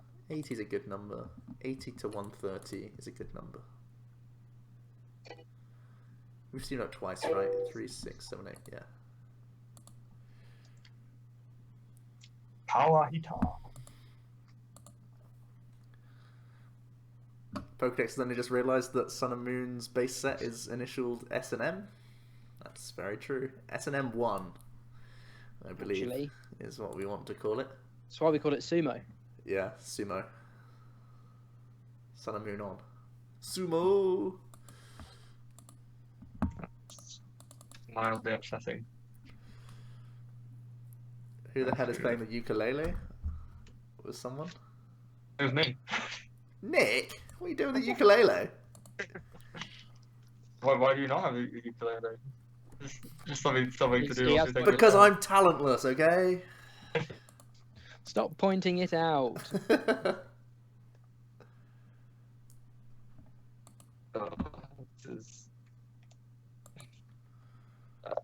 I feel like promoting the Mega Ray with no energy active was a bit of a Nicky no-no.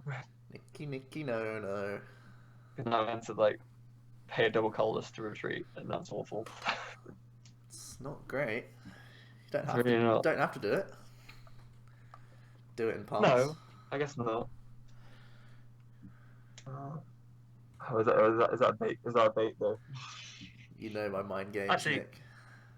Actually, no. We know it's fine. I can do this. So that bit makes me more comfortable with doing that. Yeah, go for it. Yeah, see? You made a good play. You did well. Who knew that was possible? Wow. The silence. The Troll. silent treatment from Nick. The very justifiable silent treatment from Nick. The gang's all here. You have magma bases, right? Nope. No, I mean IRL. Yep. Okay. Oh, Materade. Have a look at this. I'm just trying to... I don't know. There's so many cards in my binder that I'm just never going to play. Oh wow, Nick. Who needs puzzles anyway? You're gonna rearrange free. Rearrange your Oranguru. Yeah. Yeah. How happy are you with those 3? I think I'm gonna lie. Was it almost as good as an N to 1? I wouldn't perhaps go that far. Oh, unlucky. I can take a knockout though, so I guess that's something. That is something. Uh, It's 2 prizes. it's gonna have to be on Shaman though, because I can't quite get the extra on the bench. But it's okay. We can deal with this. Commit energy as well. And we will break 150.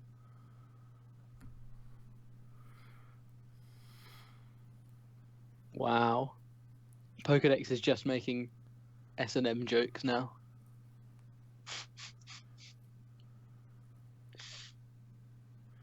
Deary me.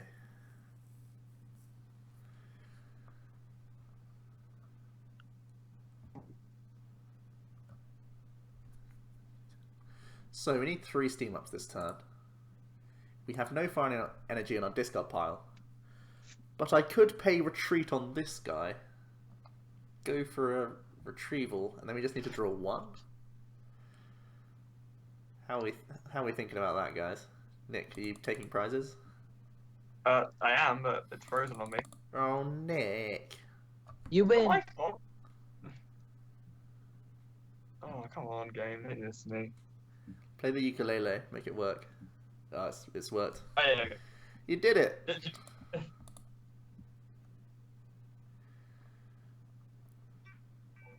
Double retrieval gets us there. Holy.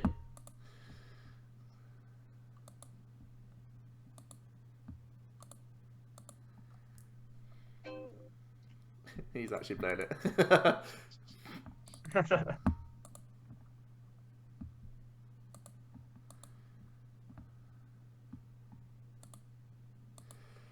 Steam up. Steam up. Steam 'em up, steam 'em up, steam 'em up, fire. Love it. Love this commentary. You can always count on Nick for the musical interludes. That is true enough.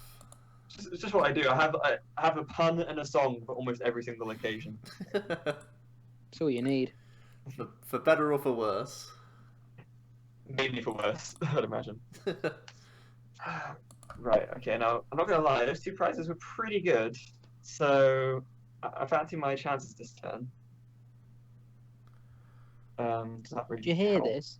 Fancies his chances. He fancies them. My prizes were Sycamore Mega Turbo, so I mean... Yeah, that's pretty decent. Oh, that Magina promo. Dangerous. Can do 60 damage. Actually, I believe... Oh, no, yeah, it is 60. It's 20 for each, not 30 for each. There I was about to do another Mickey Mouse. Oh, speaking of which, no Skyfield. No Skyfield. No, Nikki. Nicky no Skyfield. Nikki Nicky no no Skyfield. Skyfield. I guess I'm gonna have to be content with 150, possibly. I think actually dig with Onger. That's not gonna be okay. Even if I did, it's not gonna be worth it. So good to know. Good to know. Yeah, that can go on top. Good to Nicky know.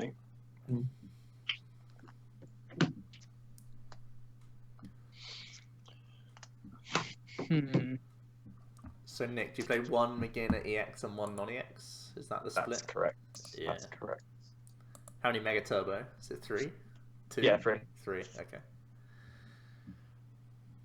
Some of the Americanists are playing 4. Nick, do you want to join a sealed pack tournament of Sun and Moon? When? Whenever we actually get it sorted. When we actually arrange it. It's going to be on PTCGO.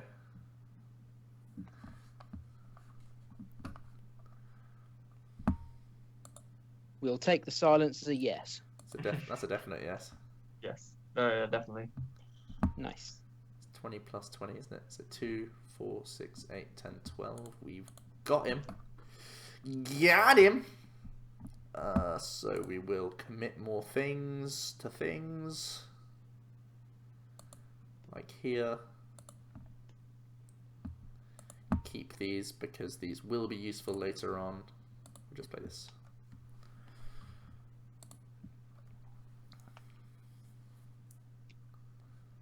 Steven Gerrard is the new youth coach at Liverpool. Do you guys know if he's slipped up yet? How would we know that? If he's teaching the youth today, then that's pretty worrying. Liverpool played really well yesterday. It pains me to say that, but they did. It was also... with much reluctance. Are you a football fan, Nick? Not. If I'm being honest, not really. Like savage. I really don't want to do this, but I kind of have to. Oh. Oop, he's got a trainer's mail. Yeah, definitely want that. Yeah, I'd say that's pretty good.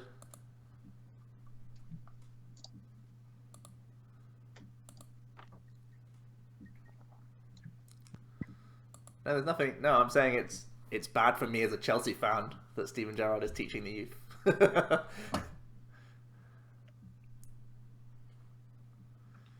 One today, please. Okay, Sharon.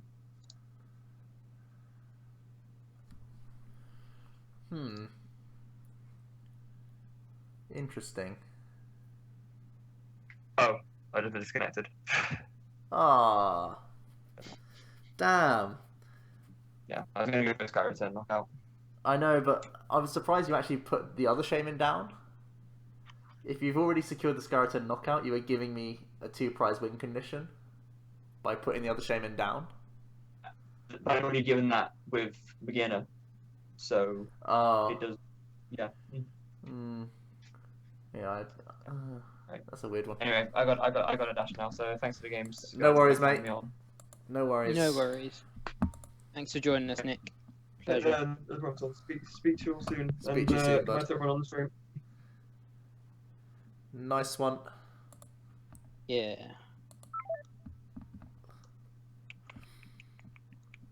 Currently trying to sort through some of my collection and sell some stuff that I'm never going to use. So let's have one game with this Mewtwo Garbless before we have to go. It's really flown by today. I think this has been a decent stream. I've really enjoyed it this week. Do you Not think? that I don't always, but Do I think Costa missing the penalty was a sign that he wants to be transferred to China? No, I think he just missed a penalty. Why are we talking about football? Good point. Good point.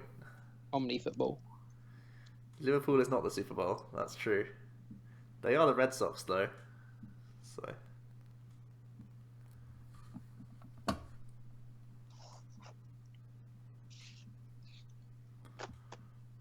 Oh, I need to sell these pre-release promos as well. Get out of here, Gyarados and Machamp. Whoa there. Put those Machamps right back where they were. Buy it off me, John. How about that? Mewtwo Weavile. Thoughts? I think you need Garbodor. That's my thoughts.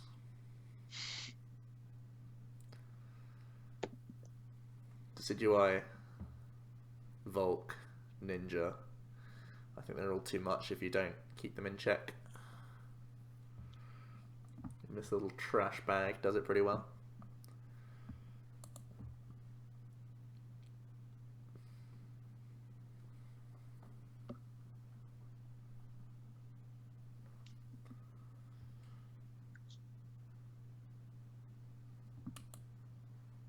OP.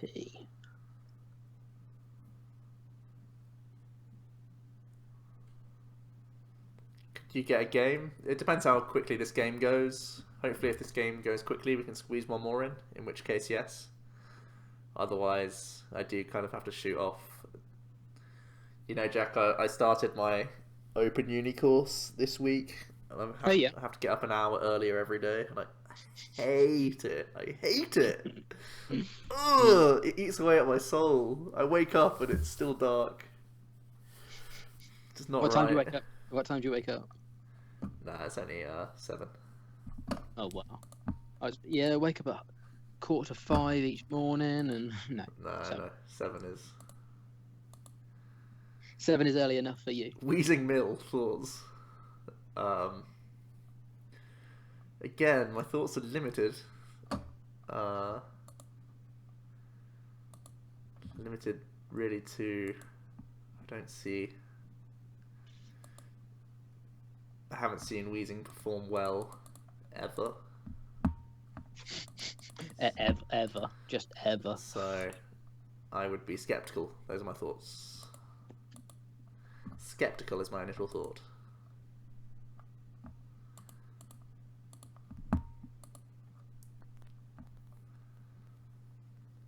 Okay. If we find a floatstone here, I really want to protect this Trubbish. So, come on, Shaman. Do your little good things. Draw the right cards. No. Oh, and drawing the guard makes life so much more annoying. Okay. Now we just pray that they have a bad start. Yeah? Yeah? Sure. That's how it works, right? Wheezing sucks even in the cartoon. It's so sad. Poor Wheezing. Wheezing has way too much screen time. In comparison to other Pokemon out there, like, think about the amount of screen time Wheezing got. That's absurd, isn't it? Don't you think?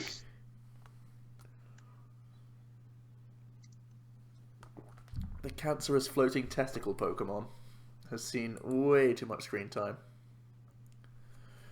Do I agree that if Volt didn't exist, Mega Sceptile Starmie would be a strong deck because it seems strong against the rest of the meta, with possible exception of a Rainbow Road. Yeah, Rainbow Road and Ray would still be the bad matchups, but beyond that, it would seem like a very awkward contender.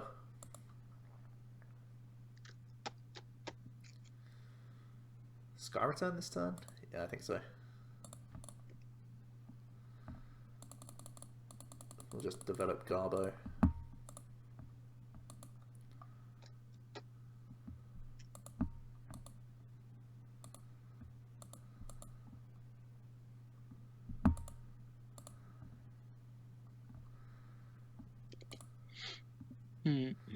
Sky Return into the Mewtwo. We can easily tank 20, right?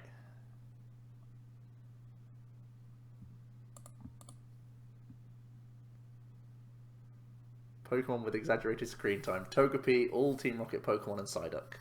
Yeah?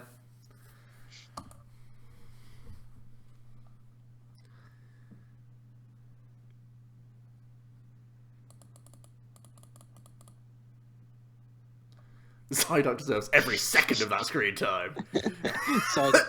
Defending it instantly. Don't you dare talk about Psyduck like that.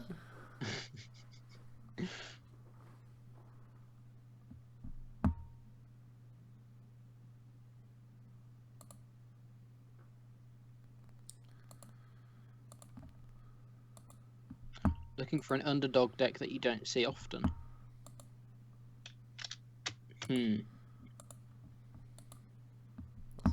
That's a cool question. What is the best rogue deck out there at the moment? Depends what you consider rogue, I guess. Do you consider, like, Vespiquen rogue? No.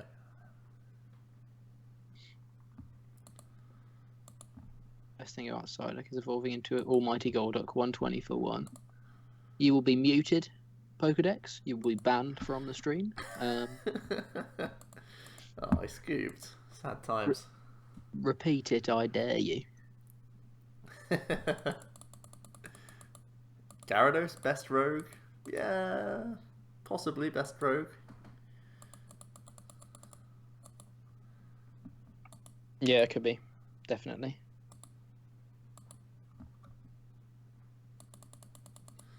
Zygarde, Galvantula, probably best rogue. Oh, J-Monk. Let's get a quick game in because someone conceded 15 minutes. earlier than expected.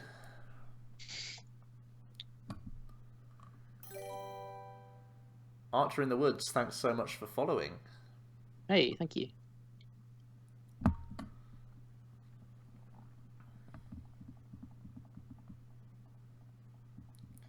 I'm the best thing on this side of the screen. Oh dear. Instead of shaming, everyone should want to run a 1-1 gold duck. Even taking my face into consideration. That is a stretch, Razak, and you know it. This is the money right here. This face here. That's what's bringing people in right now. The money card. What do I think about Vespiquen? I personally don't like the archetype too much since it lost Compressor. I used to be the biggest fan of Vespiquen. Everyone who knows me knows that. But I think after the loss of Compressor, it lost a lot of reason for me to play it.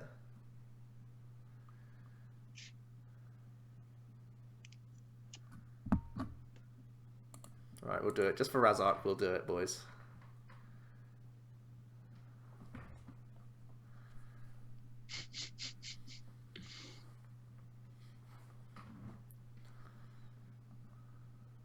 Oh, look at that Salamence coin. Someone actually bought the box. Jeez. We'll trade it for the coin, I guess. That's how you're meant to do it. Incineroar actually fits my body shape perfectly. It's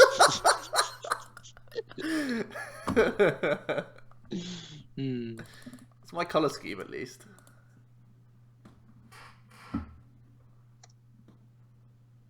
I've got that V going on. We all know it. PG stream.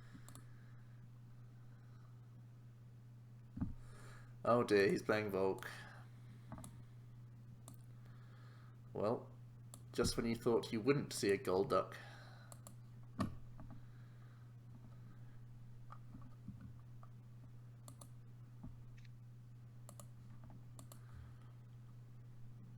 Johnny Bravo? Yeah, that is the... Incineroar was basically Johnny Bravo with claws, right?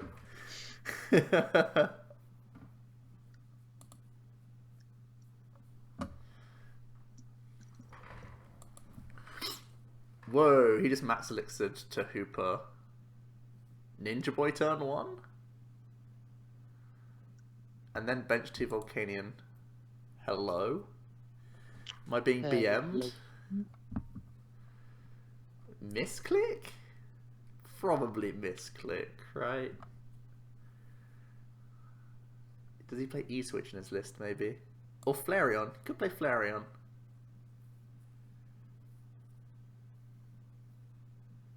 That's... I see very little reason to do that. Sees the lines. It's a Skyfield build.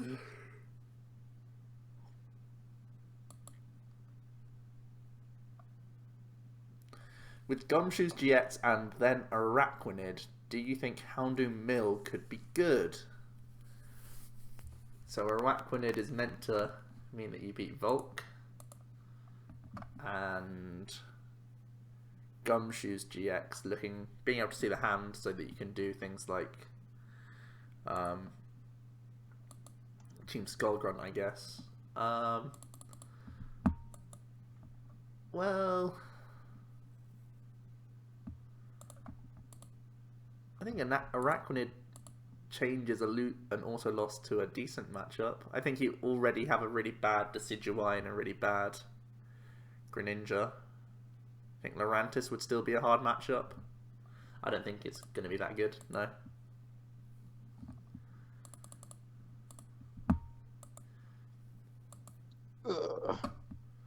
Don't think it gains any matchups that it particularly likes to play. I feel like it's one of those decks that did well that one time because it had a really good field. It was a really good player piling it as well. It's not like a lot of people did well with it. It's the one guy who made top 32 with it twice, Martin Yanu. So it's a really good player who knows the deck inside out, who played it in a tournament where he had the correct or enough good matchups where it made sense to play the deck. Not necessarily that the archetype is exceptional.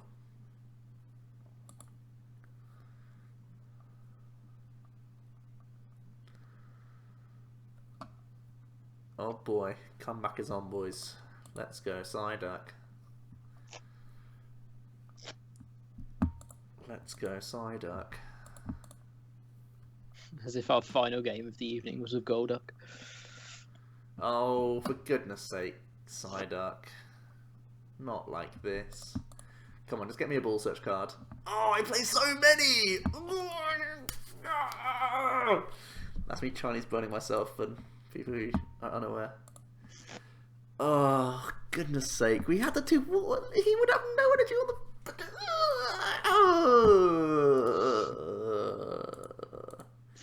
Just when I thought you weren't terrible, you're terrible.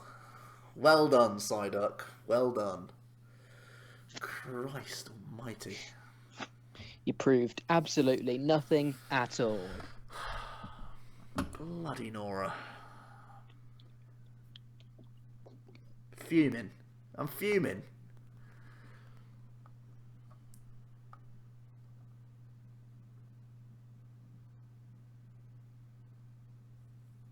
Psyduck has definitely had too much screen time in this stream.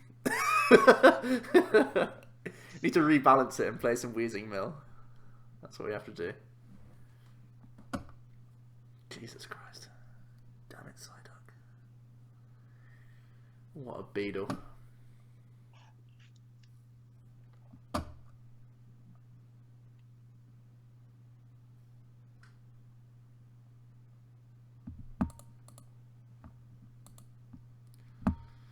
One rope, one switch, two float played. I think we just go for this.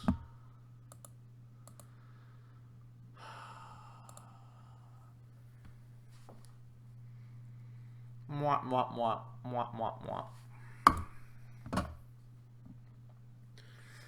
I think rope and we concede. That's when we concede.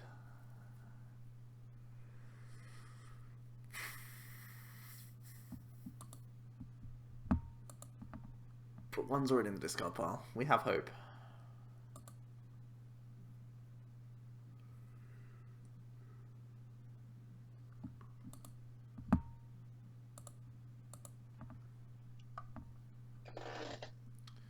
Hoot Hoot Decidueye OP. Yeah, I need to read that article more in full. I looked at the actual list and I thought, okay, that looks reasonable. That looks worth playing around with. But I need to see the ins and outs of the list. From playtesting a lot of Decidueye just this week alone, I know that it's an intricate deck that is at its best just simple draw engine, get it working. That's when it's at its most pure and when I think it's its best. So, I don't know. I need to test more against it. Or with Hoot Hoot. Because at the same time, if you're using Hoot Hoot, they're not putting floatstones on Garbodors, all that good stuff. So seems really interesting, actually. Yeah. I was skeptical when I heard it, but then the more I think about it, the more. It does make sense for a lot of different reasons. Yeah.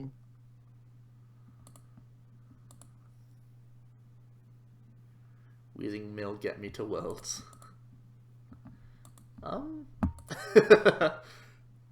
If you do it, I'll buy a playset of Weezings in your name. Jack said that, not me. Are you telling me you wouldn't buy a playset of Weezings in someone's name if they earned 500 CP just playing Wheezing Mill?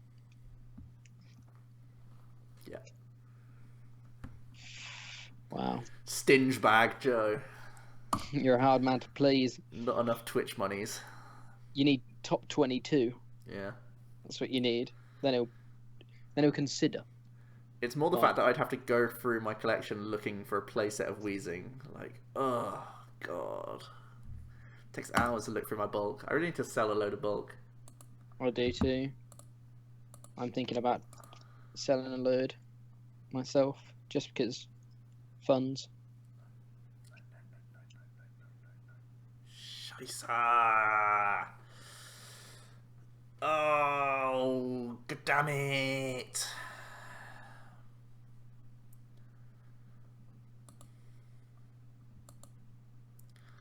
As if Golduck just lost to a Volk.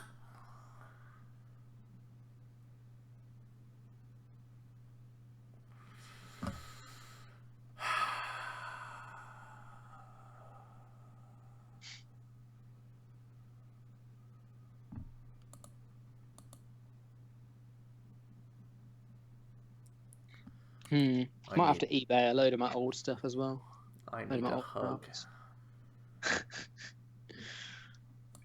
Next week, you don't ever have to play Golduck again. Yep, prize 2 Psyduck. Well played.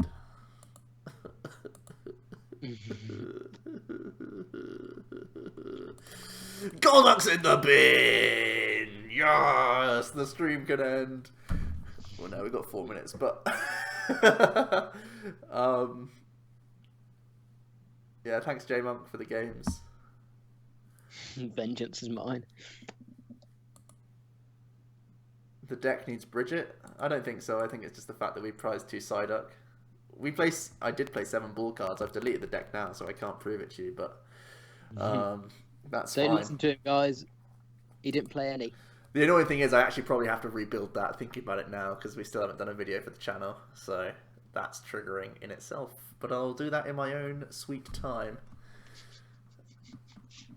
What's actually coming up next on the channel? We're doing, we're doing a great video! Is it tomorrow? Are we free tomorrow to do it, Jack? Do you say you were free tomorrow, or is it Friday? Friday is probably better. I will get back to you. Okay. Would you mind if I had to do it on my own or not? I don't mind, but I would prefer it with you anyway. But... Yeah, I should be free tomorrow. Okay. Well, we're doing a big old Sun and Moon format chat. We've not done a big format discussion in a while. I'm going to get some slides ready. Going to get our top 10 decks post Sun and Moon, and also look at all the other options out there right now. Current decks, whether they're going to be getting better, going to be staying the same, or going to be getting worse. We're going to put those in 3 categories, and then from there we're going to put our top 10 list together with current decks going into Sun and Moon, as well as the new stuff, where they sort of enter the format at. So, yeah, that's going to be a pretty long chat, I imagine. Yeah. It's going to be at least an hour, knowing us. So top 10, and then... So it's literally like a top 10, and then we have like 10 other decks. The format is so open. It always gets blown open at the start of a format, because anyone could pick up and play anything, really. Someone could have found a new way of playing a deck that we haven't even figured out yet. For example, Solgaleo, Primarina, Lapras, you know. So, yeah, that's going to be a really good video. I'm psyched for that.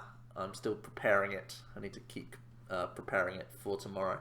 But that shouldn't be an issue, and then we'll get it uploaded in the next couple of days. So that'll be really good.